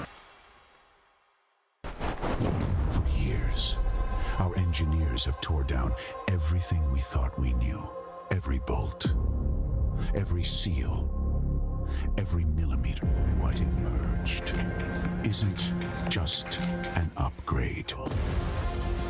It's the new standard in racing performance. CSIN-XT. Built to win. Engineered to dominate. Please hold. This will only take 24.67 seconds. In this arena, there's no margin for error. Every component has one job. Perform when it counts. Precision, strength, consistency, maximum performance development.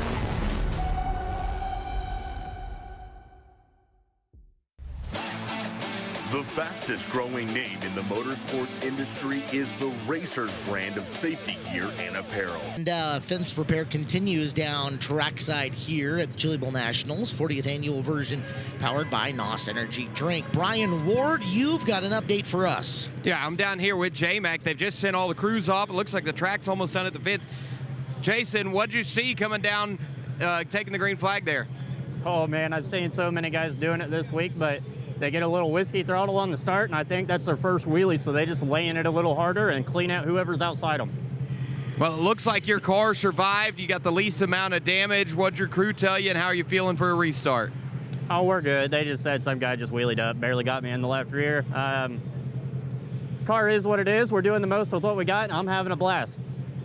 Doing the most with what he's got, and one thing I noticed, I didn't notice it in the pit area because I didn't take a good look at the race car, but seeing it here on the racetrack, a 3-cylinder engine. The Binks engine in here compared to the 4 cylinders that most everyone else is running, so wild configuration in comparison to what you see throughout the rest of this event, but 3 cylinders is perfectly legal within the rule books.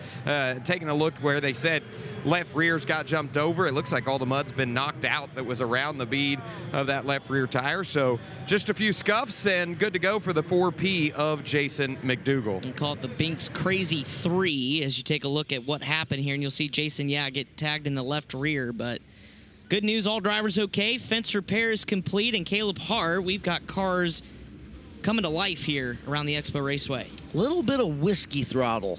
That one's new. Don't want a whiskey throttle. No, that ended up very bad for Dusty Young. Caution lights are on. Cars rolling. Logan Seavey is really, really thanking whoever it was that packed the Lucky Horseshoe. Originally scheduled to start 10th. Actually started 8th. Should be restarting 4th, 5th-ish here.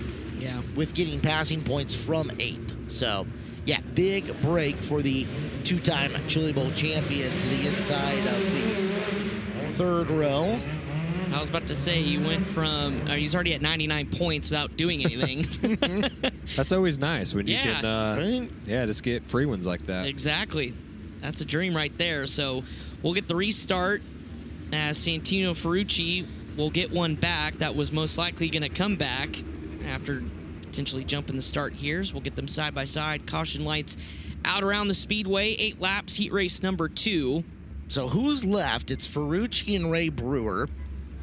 Jeff Sessoms now inside row number 2. I believe the guy who scratched out of the lineup with the 6080 of Jim Schulberg. So outside of row number 2, that's the 95 of Chris Andrews. Logan Seavey still hanging out. Some Dougal in there and more. Look out. Outside row 1, Ray Brewer was the one who went bouncing, and we will see a yellow. And that could have been a lot worse. Jumping a right rear, he could have been end over end, but was able to settle the car back down.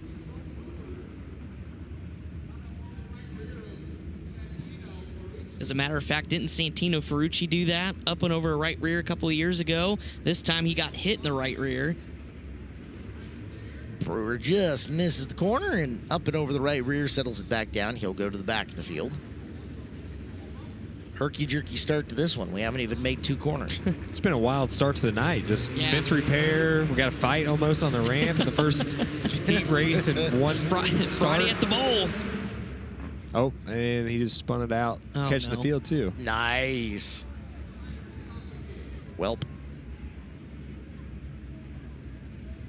It's one of those nights. It is. Oh, let's hope not. No. No. No, don't say that Don't yet. bring that juju onto us, Jace. This is... Don't be all right. Just get her going here. coming in tonight, who are you looking forward to watching? Yeah. I always love watching Pittman. I mean, Pittman's just fun to watch race. And then, Logan Seavey is one of my really good buddies, so I always enjoy, watching Logan just run around this place. It's, one of those things that you can just watch and learn, just watching Logan, just how he, works the racetrack and works through traffic. So those are the two guys that on Friday night I always think of. Any surprises you thought maybe throughout the week that you're like, man, I didn't expect that? What's his name? Driving for Swindell. Jet Barnes. Yeah, Jet Barnes. That was fun to watch and impressive. And honestly, too, I would say Kobe Copeland and Bernal. I mean, those cars are always good. They're great race car drivers. But just, I guess I don't realize how much they race throughout the year, but they just always impress me how good they are in this building. Yeah. Colby probably doesn't get as many nights as you would think, because every Friday night he's committed to being somewhere, right? Right. But Burnell, man, that guy will run anything, anytime. He's got as busy a schedule as anybody in California. Green flag out. Chris Andrews now. Wow, Andrews originally scheduled for 7th and up to 2nd. Korea's bidding for the lead. Yes. Ferrucci gets away with lap 1. Andrews settling into 2nd. Sessum's there in 3rd. Here comes Logie to the inside of Jeb, up and over the berm. Jason McDougall trying to capitalize, getting to the inside of the 2-time Chili Bowl champ.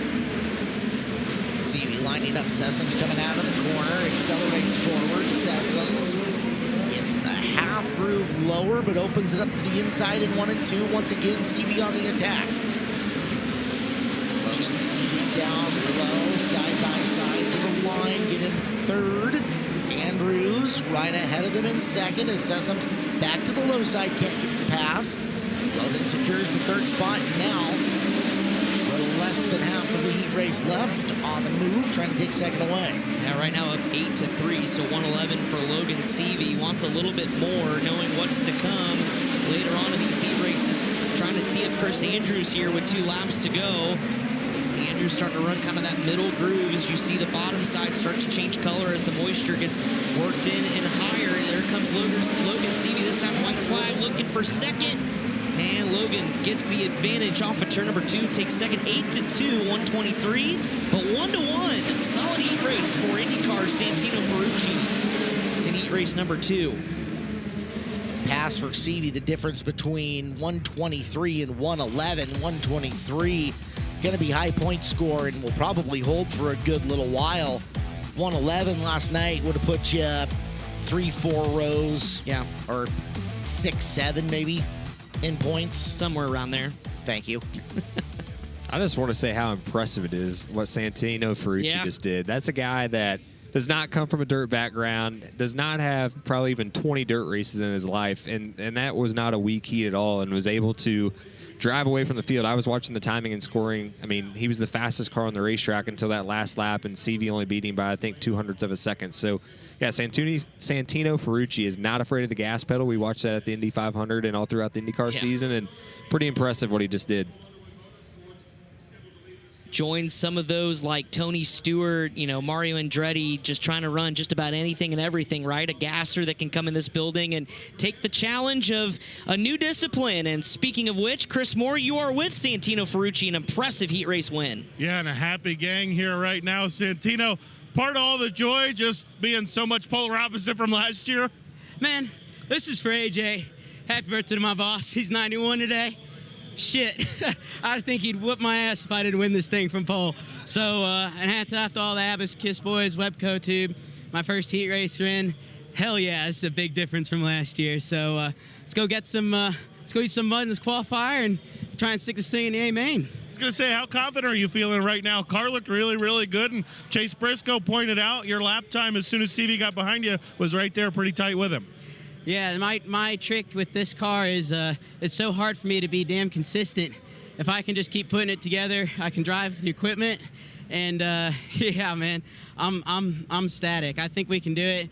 I just got to not get ahead of myself, get too excited like I am right now. But yeah, happy birthday, boss. That one's for you. There you go, guys. Santino Ferrucci, all smiles here, the Abacus Racing gang. I was fine with Kenny Wallace saying there's a million people watching. Yeah. AJ Foyt's watching. Oh, now you're nervous. Oh, yeah. Now I'm getting a little nervous. Hayden Reinbold, and again, Chris? He's a nervous wreck. Connor over Wakeham. Thank you. Brody Graham and Zach Bowden, Josh Mose, Reese Moran, Ace McCarthy, Larry Brady, and Justin Grant making up your 9. Racetrack is looking very passable out there. You can make some moves. So Grant buried in 9th, but we'll see how quick he can carve through this field. Yeah, track's really good right now, especially for Heat 3. You know, you have options. We saw it that last heat race where guys can, you know, it's not crazy wide, but it's at least wide enough that if a guy's running the bottom, you can circle around him. So, yeah, definitely feel like Justin Grant has a good opportunity here to pass some cars and be fun to watch. There's been a lot of attrition in these heat races, so Justin, obviously, you want to be aggressive, but at the same time, you want to be patient, especially on this opening lap. We've seen some of the chaos that's ensued, especially in that what felt like 2-hour-long heat race number 2. We'll get them lined up side-by-side. Heat race number 3 in the books. Again, high point right now, Logan Seavey with 123. The interesting thing tonight, too, is there's so many good cars starting in that 4th or 5th row that, you know, these guys know that they're going to be racing Logan Seavey. They're going to be racing Justin Grant, so they're doing everything they can in these heats to just even stay close to them in points. Reinbold has the controls of heat race number 3, and we're green off the corner. Down into 1 and 2, 3 wide there, keeping an eye on Justin Grant, able to get around at least 1, maybe 2. Ace McCarthy there as well as Reinbold leads lap number 1, and then it's a gaggle from 3rd on back. Zach Bowden, Brody Graham, the rookie, and Josh Most. Here comes Grant, already dispatches of Ace McCarthy in the Tanner Thorson 88. Next up on the list is Josh Most for position number 5. There he goes to 5th. Next up is Zach Bowden. And that 87 absolutely just snug around the racetrack. Making it really easy on him. They continue to push wide going into the corner. Grant taking the short way around the racetrack. He's got that car stuck. Look how well that got into the 3 and powered off a 4. Justin Grant now on the hunt. He is 4th ahead of him. Graham and Wakeham battling for position coming off the turn, and Grant right on him. Oh, that could have been dangerous there as the 55 nearly got upside down of Wakeham. Settles it back in. Here comes Justin Grant, going to tee him up on the inside in 3 and 4. He'll try to fight around the outside. Nothing there. 2 to go. Justin Grant, 9 to 3. Front straightaway wall kiss down into the corner again. Watch him, shows the nose, gets in as McCarthy making a pass. Washing wide is the 55 of Wakeham. As we're down to 1 to go, Reinbold will win this. Can Grant get one more spot? Good job holding him off by Graham. So Grant 9-2-3. Put him right up there in the points as that's worth 116. As Reinbold gets the win, Graham with 98, McCarthy with 94. Top 4 with some pretty good scores. Yeah, absolutely. You're right. Track's able to be pretty racy, although Justin Grant did it all on the bottom there, Chase. Yeah, I think the top's actually a little bit better in 1 and 2, just based on watching some of those cars around Grant. But yeah, interesting to see how the track will continue to widen out. And it sounds like Blake's got our winner. It was either Blake or break. I think it was a timeout that we're going to. So it's all right. It's Blake will have the winner here in a little bit. Yeah. We'll take a timeout. We'll come back with heat race number 4 next here on FloRacing.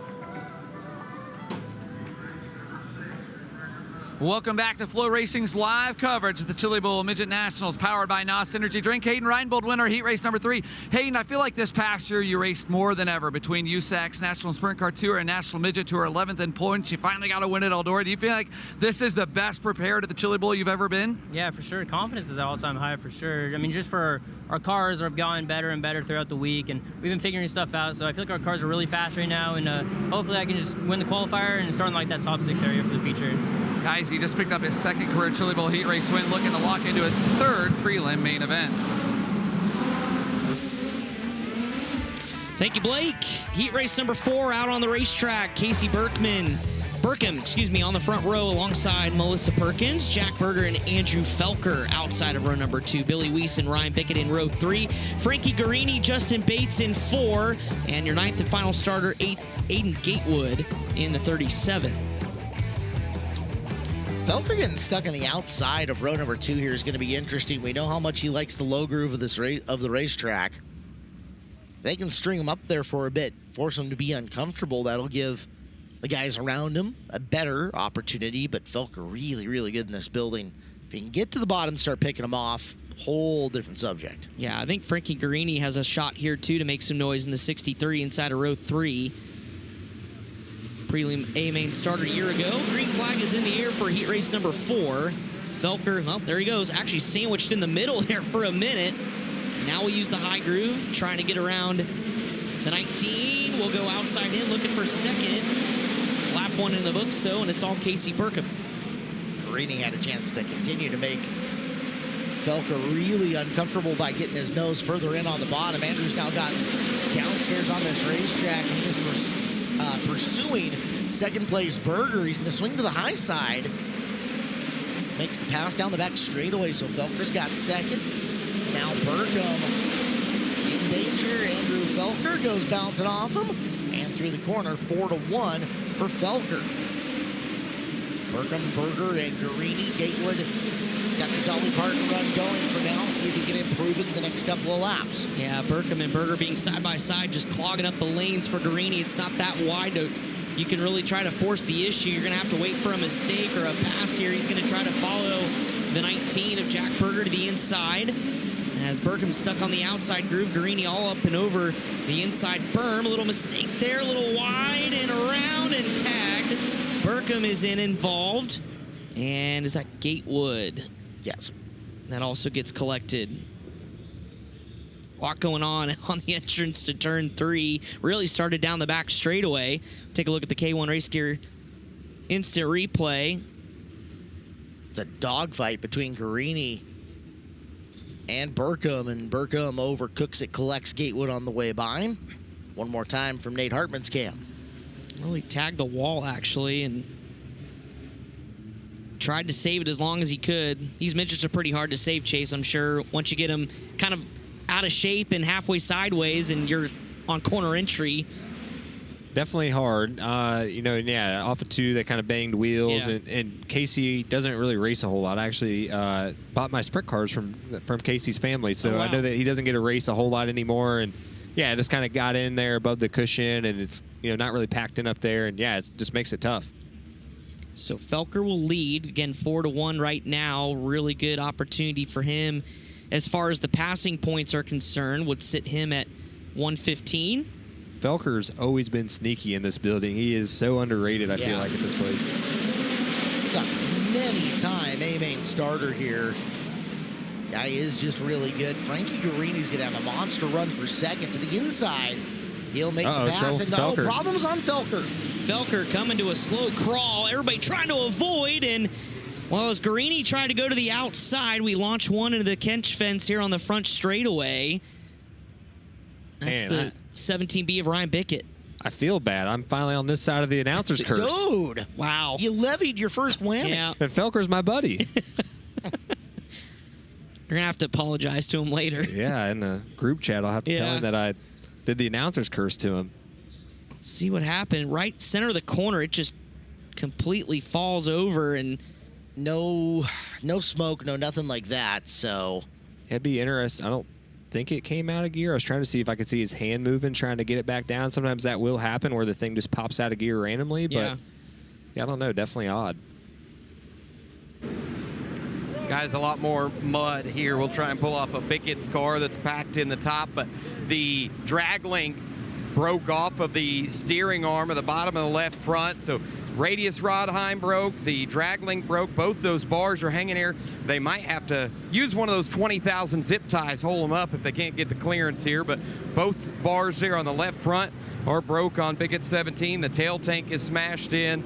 A lot of damage from that little bump into the fence there. And as we look at the work area, Caleb, you saw Andrew take the steering wheel off, hold it high in the air. They were looking underneath the hood, and now he's going up the ramp. Wonder if they were checking for quick electrical. Yeah. Whatever it is, Felker done. Some people whose pools are hurting right now.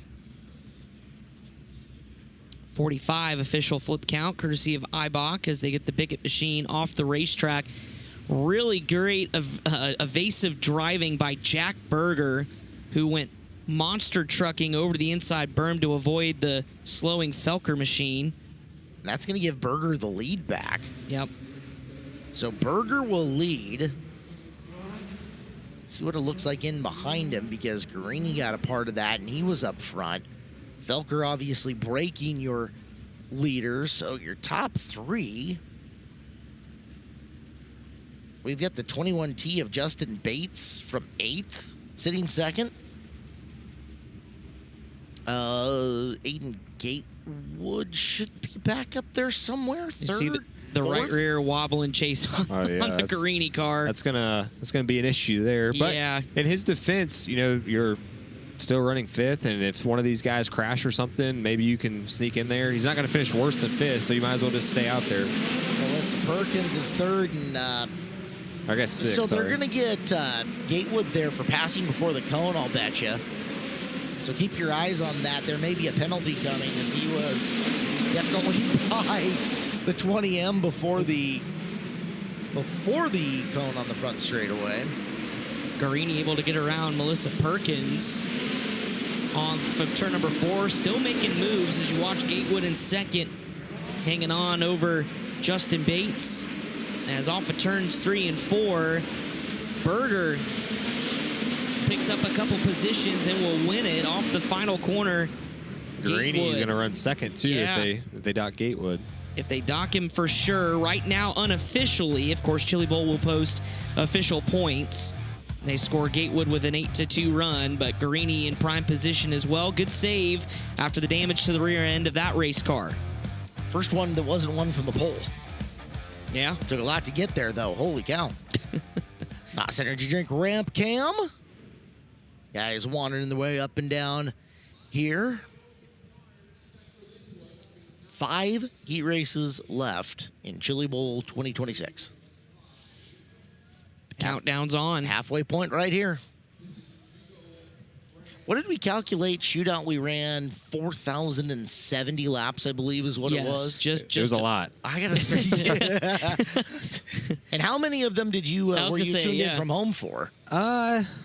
Probably over 3,000, I would say. Okay. I love the shootout just to the fact that I can wake up, walk in my living room, be making the kids.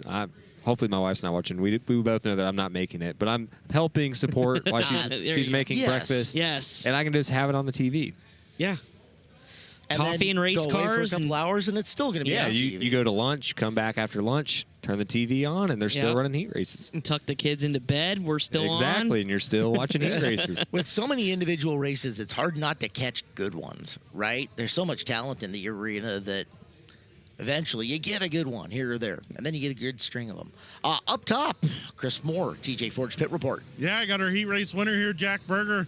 Tell you, man, you're riding 3rd, probably just trying to hang on, maybe grab a couple spots. All of a sudden, sees part in front of you. What did you see there when Felker broke? He just stopped, and the other guy was outside of me, so I was like, fuck it, go to the bottom, you know? And good thing I didn't tip it over on the berm because I got really on it. And I know you just got to be patient here. You got to let the Chili Bowl Ferry come give you a little bit of magic around here, give you some good luck. It worked out for you. How do you feel about your chances in a qualifier a little bit? I'm feeling pretty good. You know, I got all my family. I got my beautiful wife over there, and yeah, I'm just excited. I want to heat race at Chili Bowl.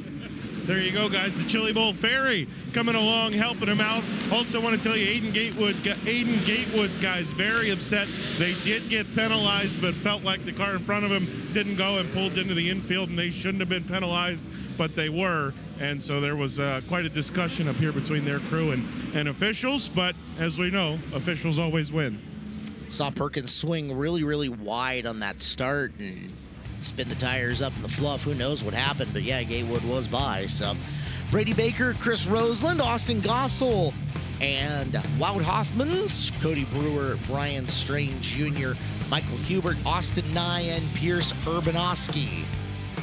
We got to ask B-Walks, is that the first heat race win from Minnesota at the Chili Bowl? I can't imagine there's been very many. Yeah, no kidding. If it's not, it's like the second, because that is a rarity for sure. B-Walks, if you're listening, maybe you can text us and let us know. Heat race number 5 on the racetrack, ready to go. Keep an eye on the Michael Annette tribute for Michael Hubert there, starting inside of the second to last rows. We're underway. Clean and green through turns 1 and 2. Brady Baker trying to hold on to the early lead. Wout Hoffman's moved his way into second. He is riding up on around the cushion. Car bounces a bit getting into the corner. Down the back straightaway, Baker straightens it out. They're bouncing off each other. That's Gossel rolling in through a couple other drivers. Strain Jr. in the 22B also getting physical as we'll go split screen. Battle for the leads on your left. Yeah, and that's Wout Hoffman's just trying to peek a nose underneath Baker. Hoffman's 19th in the Prelim A-Main a year ago, driving for Jody Rosenboom this weekend, trying to get some sort of run to the inside. Now we'll try the outside as we're watching deeper in the field. That's Michael Hubert up from the back, up to 4th. Trying to rip and roar, and he will around Roseland as we've got one around entering turn 1, and it's Cody Brewer. And you can see the bananas on the radius rods there on the right side as we see potential contact here. Oh. Lots of contact all over the place. Starnes Jr. part of that as well. So from the question and answer department here, Chase, coming in, somebody asked me, hey, can you guys explain to me why these midgets stall out so easy compared to other cars? I'll defer to you. You're the driver. You're the expert. Why is it we see so much of that? Yeah, I'm the driver, but I'm not the mechanic. So I'm not the best. But, yeah, just a lot of compression in these motors. And, you know, sometimes missing a wreck or whatever, you gotta slow down. And the other thing about midgets, you know, I've been guilty of doing this myself here. You know, a lot of the time now that they've started using titanium brakes, the brakes are so good that you can literally shut the motor off getting into the corner. And I've done that here where you go into the corner, you're trying to hit the bottom, and yeah, it literally shuts the motor off, and then the thing has so much compression that it won't roll back over. So you just see that happen a lot, you know, especially here and tracks that are kind of tighter. Mm-hmm. You know, you don't normally see them stalling at Eldora or something like that, but on the small little tracks, you know, you have that happen a lot. People forget that even though this is a bigger car than a micro sprint, you're looking at a 70-inch wheelbase as opposed to 62, 60 there. So it's still a small car overall, but a very big car for this course. Yeah, for sure. It's deceiving in here. You know, this is a very, very small track still for midgets. You know, anywhere outdoors, almost all, I would say 80% of them that a midget's going to race on are bigger than the Chili Bowl. So, yeah, this is still a small track. Lights out around the speedway. Brady Baker, Wout Hoffmans, and Michael Hubert up 7-3 now as we're back underway. And there's a case of that wheel stand, and hello and goodbye, Wout Hoffmans. But Michael Hubert's going to join this as well. Michael Hubert, a 7-1, would score top point here if he can get there. Having to wrestle that thing around, unfortunately, in front of him. Brady Baker, best defense, might be taking up the entirety of the racetrack. No kidding, trying to settle it down. Hoffman's a little bit out of shape off the corner, is going to bring these two back into the race for the lead, as Michael Hubert told me earlier this week he was going to send it. Had a lot of regrets last year at the Chili Bowl. Didn't feel like he was aggressive enough. He's being aggressive now. Yeah, no kidding. He's now 4 in the fluff off of turn number 2, trying to find a way around the 3-lane wide Baker car, and he'll finally do it here at the white flag lap. Checkered is out. And 7-2 for Michael Hubert. Wout Hoffmans gets the win. 115, 118. Good points days for both of those drivers. Will be well into a qualifier. 118, second high at the moment. So right now a C.V. Hubert top 2. Midway point here are the heat races. Down ramp we go on the NOS Energy Drink ramp cam. Heat race number 6. Quickly down and onto the racetrack, getting ready to be fired off. Hot Sauce, Gio Selzy in the Chili's livery, running for KKM in the 71C on the front row. Alongside of him, Michael Facinto out of Hanford, California. Rylan Gray and Ronnie Gardner in row number 2. Reigning NASCAR Riley Auto Parts champion Jesse Love and Glenn Stires in row number 3. Josh Hawkins, Terry Nichols in 4. Dalton Campfield coming from the rear, starting 9th. This is a really good heat race lineup. This is the one when I was looking at lineups, I was excited to watch. You know, you just have a lot of really, really good race car drivers and fast cars, especially, you know, Jesse Love is one of those guys I think of when he pulled up the My Race Pass, he was not happy. Yeah, oh, for sure. Well, TJ Ford's pit report, Blake is ready to go. Wow, Hoffman's heat race winner, 4th, the first to pick up the heat race. That's got to feel good as you're trying to get back to a prelim A-main for the 2nd time in a row. 4th, the first, and how about getting to the lead there? I felt like I had a leader taking up a lot of space. How do you find space to get by? Yeah, it's really hard when the track is as narrow as it is, so just got to be patient, and you can't get yourself in trouble here. 4-2 would have been better than crashing, so glad I got the win there. Johnny and Jody really got this thing going good, so I'm excited for what the rest of the night's going to bring, and I want to say hi to my family watching back home, my sister, her boyfriend, all the guys from Kanye Sport watching in New Zealand, so I'm excited for the qualifier and see what we can do here. Wow, Hoffman picked up a G-main in 2024, guys, and I got a little update on Andrew Felker. They broke a shaft over the PA here in the pit area. They've been calling for Eric Stanton to their pit area from Stanton Engines. It's going to be a busy pit area, that's for sure. Thank you, Blake. As you take a look at the packed house here on the front straightaway on Hard Rock qualifying night, Turn the Bull pink night as well. I'll tell you what, too, here in this heat race, Chris. Yeah. Some cars that are going to be in the best appearing contest that's coming up a little bit later on FloRacing. Oh, yes. I just picked it up, and it took me to watching it go down. Ronnie Gardner's got the Indiana Pacer scheme going on that. He does. Right? So there's your vote. Of course. All we right. just need an Indianapolis Colts scheme, right, Chase? They would start the race strong and fall apart at the end, if so. Exactly. Blown tire is going to affect the whole rest of the season, right? Yeah. Oh, yeah. It would start off great. You'd be leading and then, yeah, wrecking lap traffic or something. Gio Selzy on the pole, of course, announced earlier in this offseason, teaming up with Spire Motorsports, going to run the full high limit Winged 410 season this year. You can watch live on FloRacing. What a cool opportunity for Spire and Jeff Dickerson to have kind of the development program in wing sprint car racing. I think Terry Nichols is scratched out of this, just FYI. Okay. So we're down to 8 cars. As be a fun front couple of rows to watch with Gio Selzy and Michael Facinto leading the field of green in 1 and 2. It's a nice looking run for Gardner on the outside as he'll push that car into 3rd. Now he's after Facinto, and guys, this is going to be great. Look at your top 4 at the moment. As, we got one up and in the wall and over.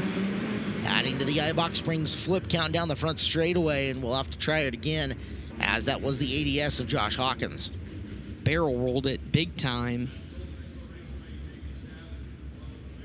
You mentioned a great start there for the top 3 to at least pull away a little bit. Rylan Gray falling back to 5th, and then this absolute massive barrel roll, the velocity. Take a look at the replay here coming at you. Little contact there deeper in the field. Is that Glenn Stires possibly there that had the contact? I love how Kyle on lead cam caught that out of the corner of his eye and went back to it. Nice shot, buddy. As here's from the turn 1 look, and you saw contact from Stires and Hawkins, and that's what started it. And there's your finish. Well, that's the good news. Hawkins out of the race cars. They put the hook on the front end.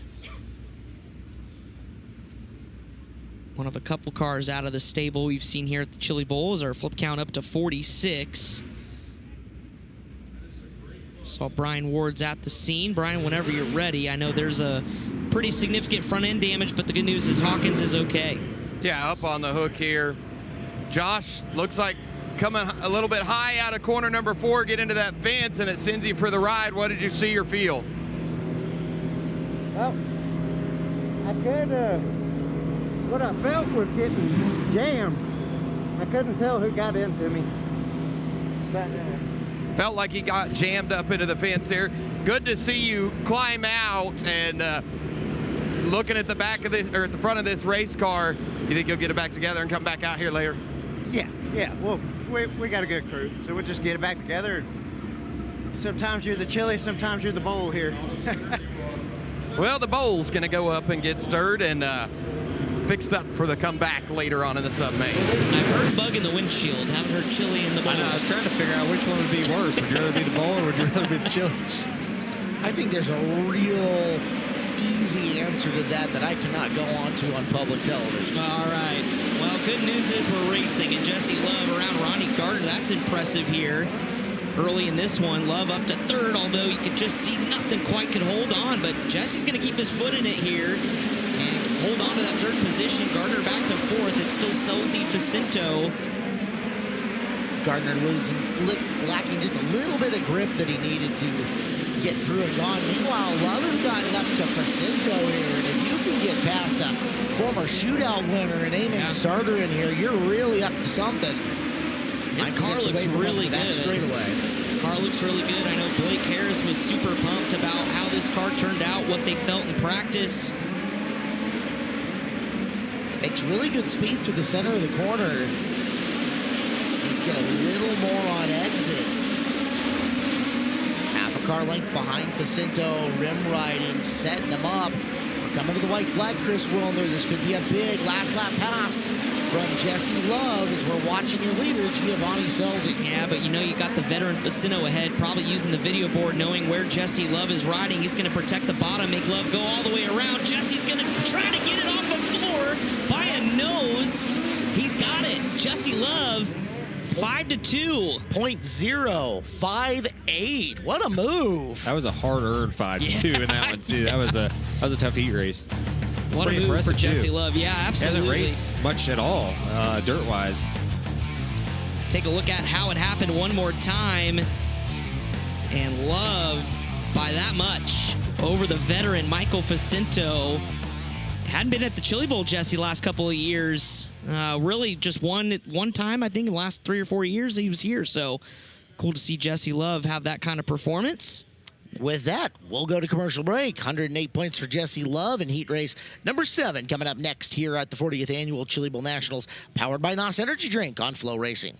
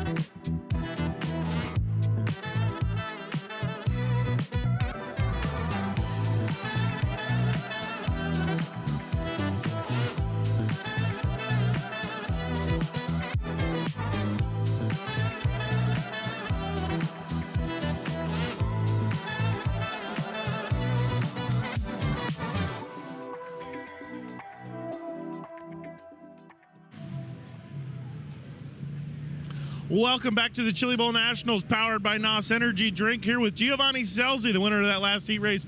Gio, first of all, great to have you back at the Chili Bowl, running this Chili's car. The KKM cars kind of feel like they've been a little bit off this week. Even Keith kind of admitted that. Do you feel like you guys have found something here to put the KKM cars back in contention? If I can go in a circle and not hit anything in a midget, I'm happy. But cool to win something for Chili's at the Chili Bowl. This is cool. Starting the pole, you had to win the heat race. So I forget how much fun these things are to drive. So thank you, Spire. Thank you, Chili's, everyone that made this happen. It's a lot of fun so far. Hopefully it's more fun as the night goes on, man. Good luck. Thank you.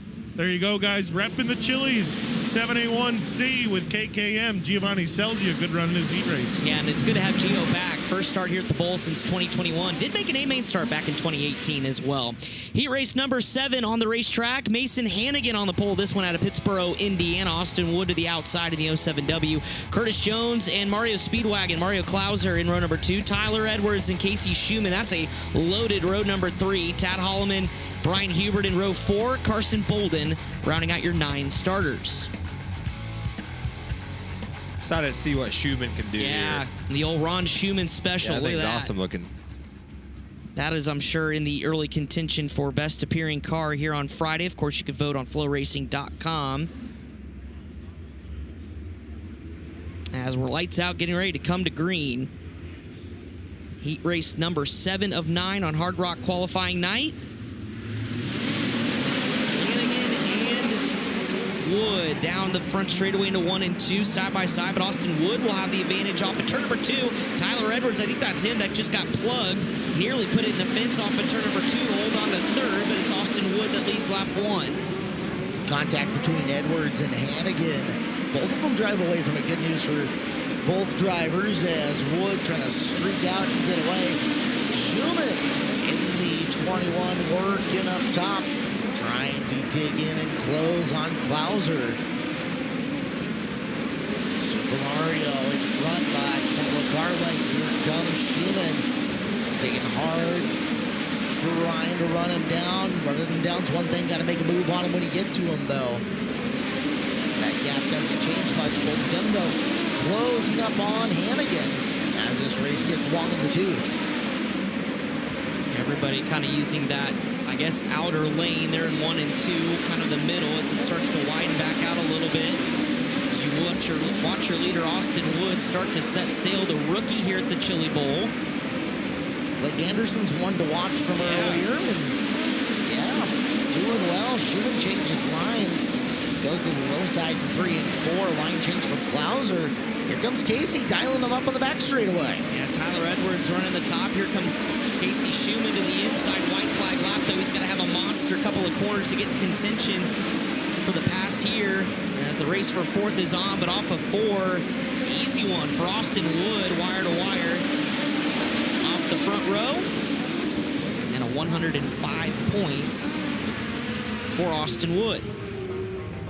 Biggest mover in that one, points getter as far as the points are concerned. You should look at your unofficial results in heat race number 7, and up the ramp they go. Thought I'd see a little more out of Tyler Edwards there in that one. Got shuffled back a little bit. I don't know if he just had a bad start or what, but yeah, definitely a guy that normally runs pretty good around the Expo. We are working on heat race number 8. 2 more heat races to go here. As here is the lineup. It's Levi Klatt out of Langley, British Columbia. Gavin Miller from Allentown, Pennsylvania make up row number 1. Hayden Wise and Johnny Murdoch in row number 2. Earl McDougall Jr., Cale Coons in row number 3. Luke Hall and A.J. Johnson in row 4. And Steven Snyder Jr. starting 9th here in this 9-car, 8-lap heat race. Yeah, you know he's going to do everything he can to get up to the front. Steven Snyder Jr., an absolute gasser, whether it's for the Tulsa Shootout or here at the Chili Bowl Nationals, will be fun to watch. Blake Anderson at the top of the ramp with a TJ Forge pit report. Yeah, my one to watch, Austin Wood making me look good. Austin 2 to 1 there. The nerves high, first Chili Bowl? Yeah, just a little bit. I mean, there's kind of a decent amount of pressure just with our whole Matt Wood camp's really, really fast, and we had a great year last year. We're having a great year this year. Just, a little falling short just a little bit. We're still trying to figure some setup stuff out, but not a lot of pressure, no.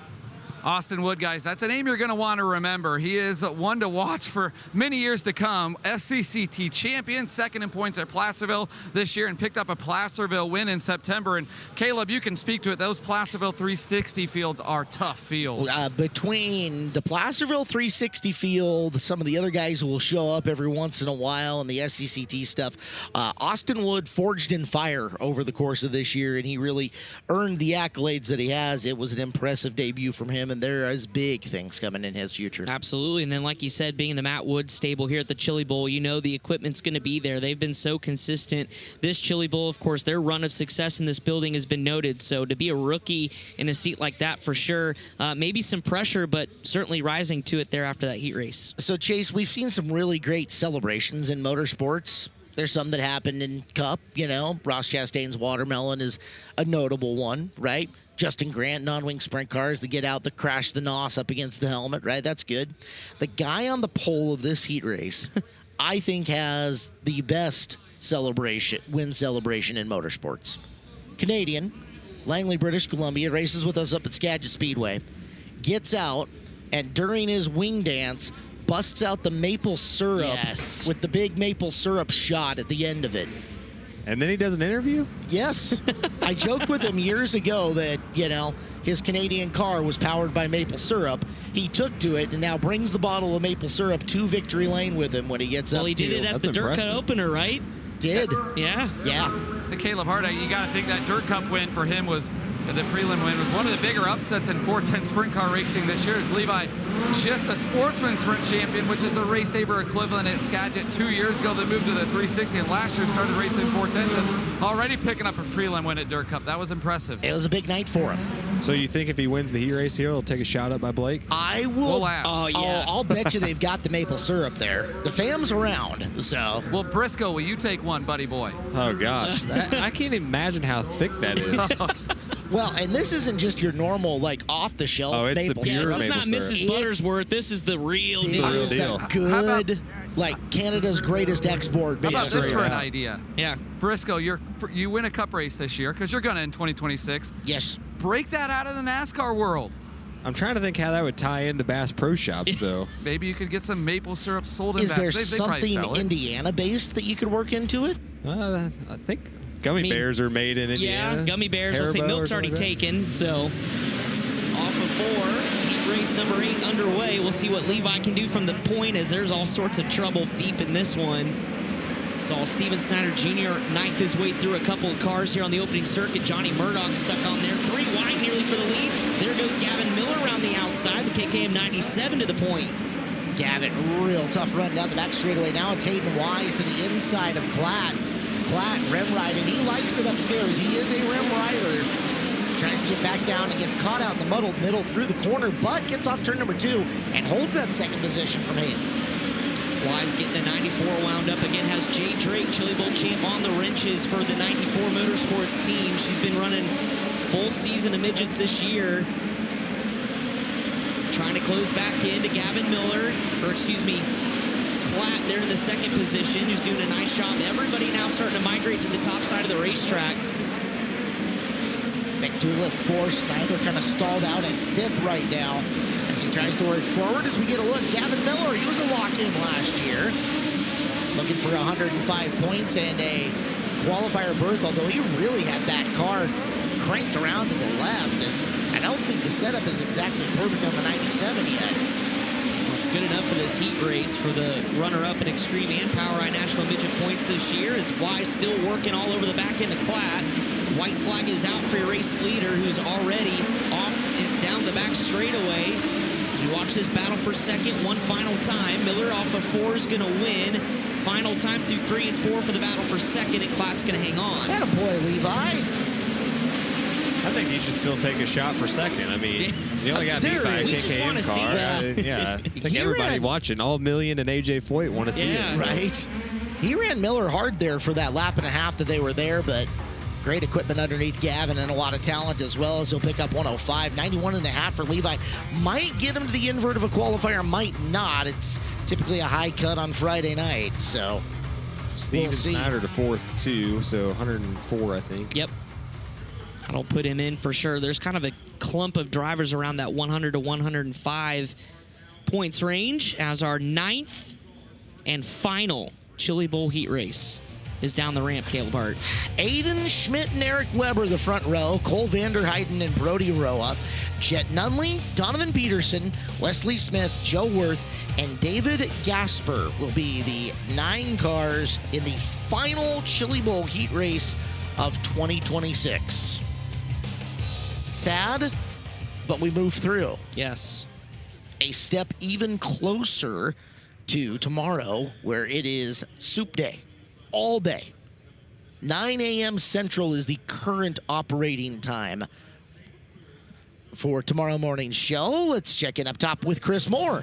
Thank you, Caleb Hart. Got Gavin Miller here, a lock-in finisher from last year. Gavin, how confident are you feeling right now that you have a race car that you can repeat a lock-in and maybe get a prelim win?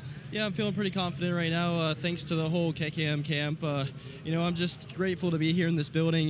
Not many people have the opportunity to do what I'm doing. So, I just got to, it's all to those KKM guys. I mean, Phil, Spencer, Bo, they're doing a phenomenal job on my race car, and without them, I wouldn't be where I am. So, thank you. How much have you been paying attention this week to what the other KKM cars have been doing? And again, I talked to Gio earlier. It seems like you guys have been just climbing uphill a little bit so far this week. Yeah, just, watching the track, throughout the whole week. That's kind of why I planned on going on to Friday. So, just studying my, film and, watching to see what the other guys are doing and what I could do better off of that.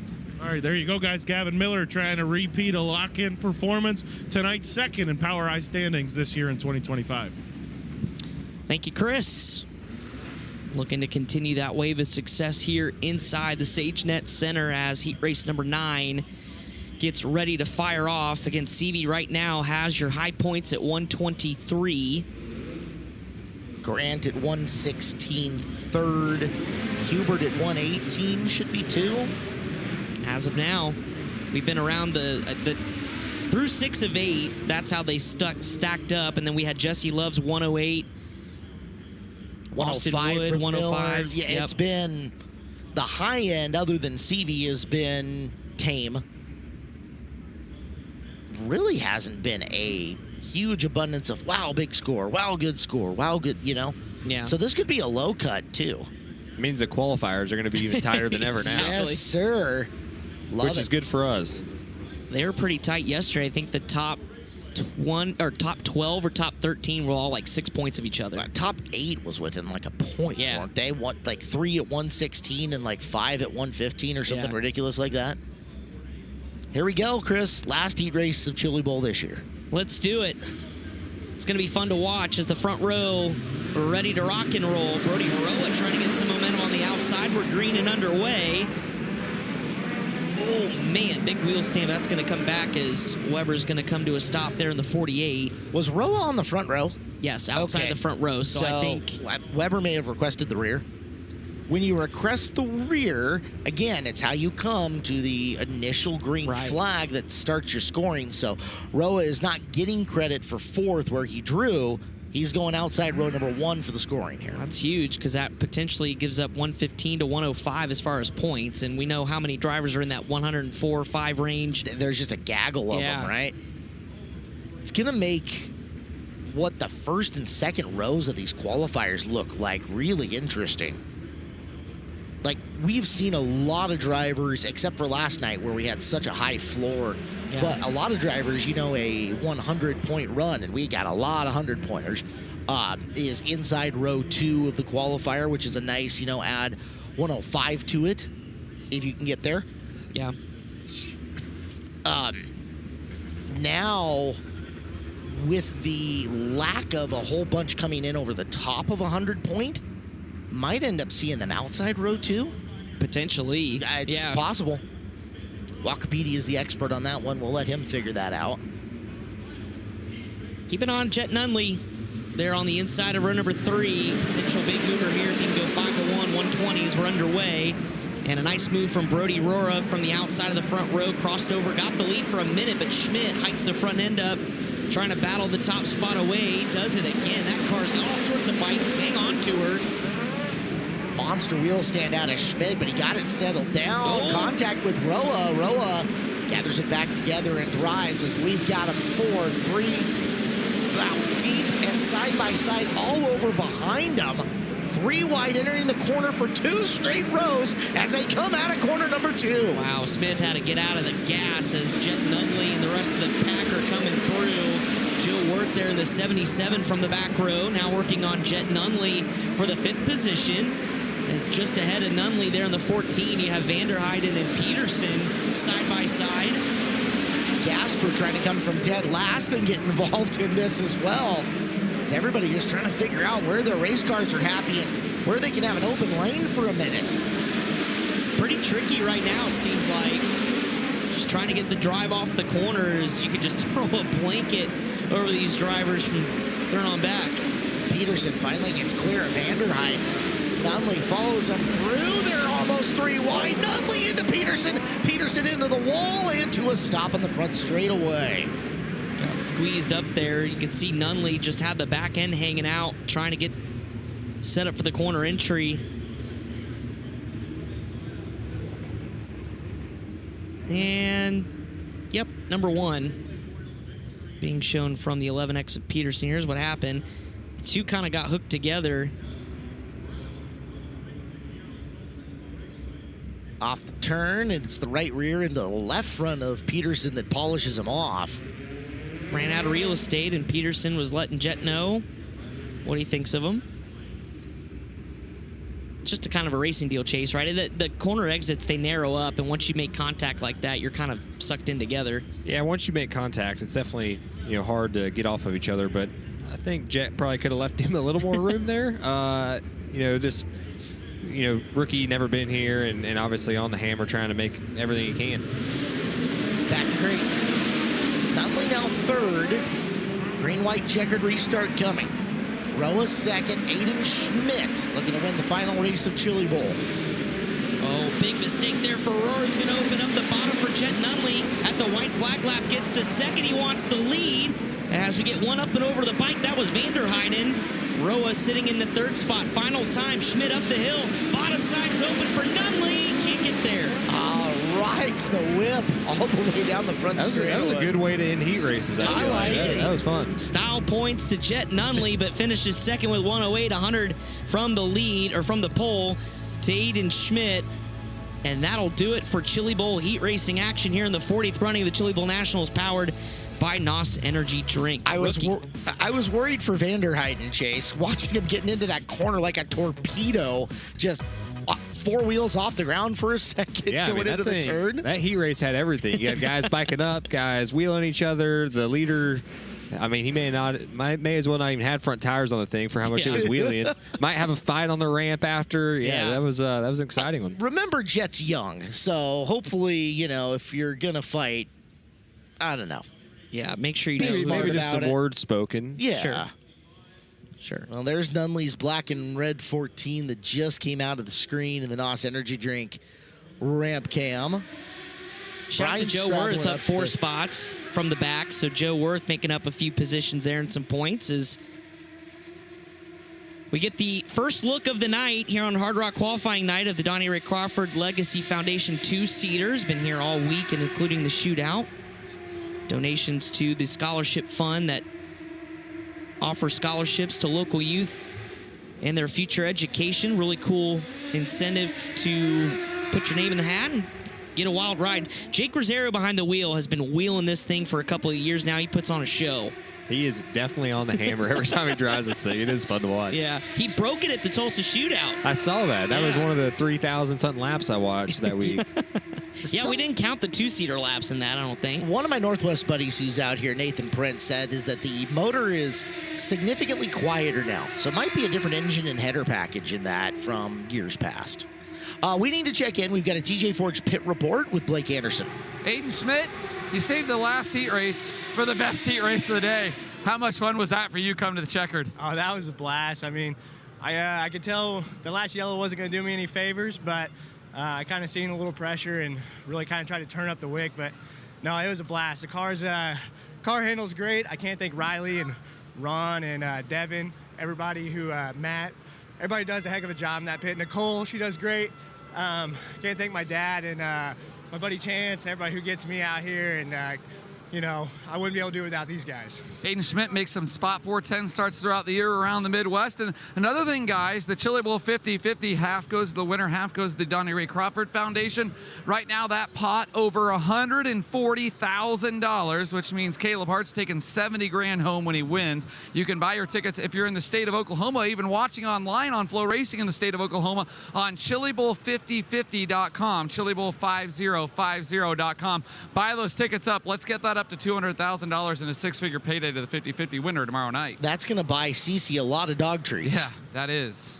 Blake, I was hoping you were going to ask Aiden if there was any light bulbs that needed changed in the ceiling of this place, because I think that's all he was looking at. He was staring at him, buddy boy. When are we getting you back in a midget, Chase? I'm retired. Yeah, I'm retired. Okay. I was hoping maybe him being down here watching this would get him excited again. Yeah, you never know. I have more fun, honestly, watching my cars go around the racetrack as an owner than I do driving them, and that kind of happened over the course of the last year or two, and with that happening and then just not wanting to get hurt for my day job, like I said, I had more fun going and watching as an owner. So, yeah, I just really enjoy it. Before we let you go, I know you were asked this too, but I'm curious because obviously Christopher Bell's doing both the ownership, crew chiefing, and driving owner. Are you more nervous as an owner or were you as a driver here? I'm terrified as an owner. As a driver, the nerves went away like the more and more I came here, but last night, I mean, literally watching on flow, my legs were shaking, and I never get like that driving myself. So, yeah, it was definitely something for me. I feel like I get just way more adrenaline and enjoyment out of the ownership side. We appreciate you taking heat races and coming out and hanging out with us. Thank you guys for having me. It was fun. Absolutely. We need to say goodbye to our viewers watching on FloRacing 24/7. You can catch the rest of the full event coverage from today and tomorrow's main event, plus all of the soup on FloRacing in the Flow Sports app. Again, you can find that with your connected TVs, your iPads, etc., Google Play, and the Apple Store. It is the Flow Sports app and FloRacing for the rest of the event coverage today and all day tomorrow.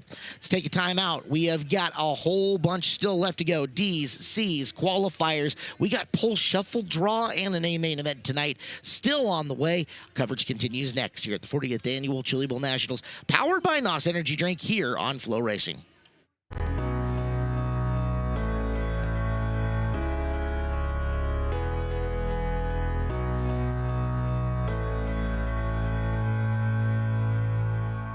Race fans, Dirt Draft is your #1 fantasy racing app. Play along with hundreds of events each year featuring the biggest stars in series and racing. Draft your team each race night and compete against hundreds of fans across the country. Or start your private league to battle your friends for the ultimate bragging rights. Accumulate points each race night and cash those points in for top prizes from the biggest brands.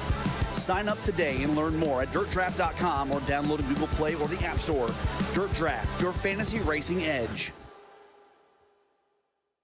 For more than 35 years, Flying A Motorsports has been the trusted name in race trailers, motor coaches, and toter home. As the world's #1 Intech trailer dealer, Flying A leads the way in custom-designed race trailers and car haulers built to fit your vision. With a massive lineup of in-stock inventory and fully built custom builds from top brands like Intech, Renegade, Showhauler, T&E, Bravo, and C-Tech, we're ready to equip racers at every level. Whether you're a dirt racer, drag racer, or hot rodder alike, we have something for you. At Pit Boss Jack's, we put in the work in the shop so you can put in your work at the track. Engineering, speed, durability. Pit Boss Jack's, like a boss.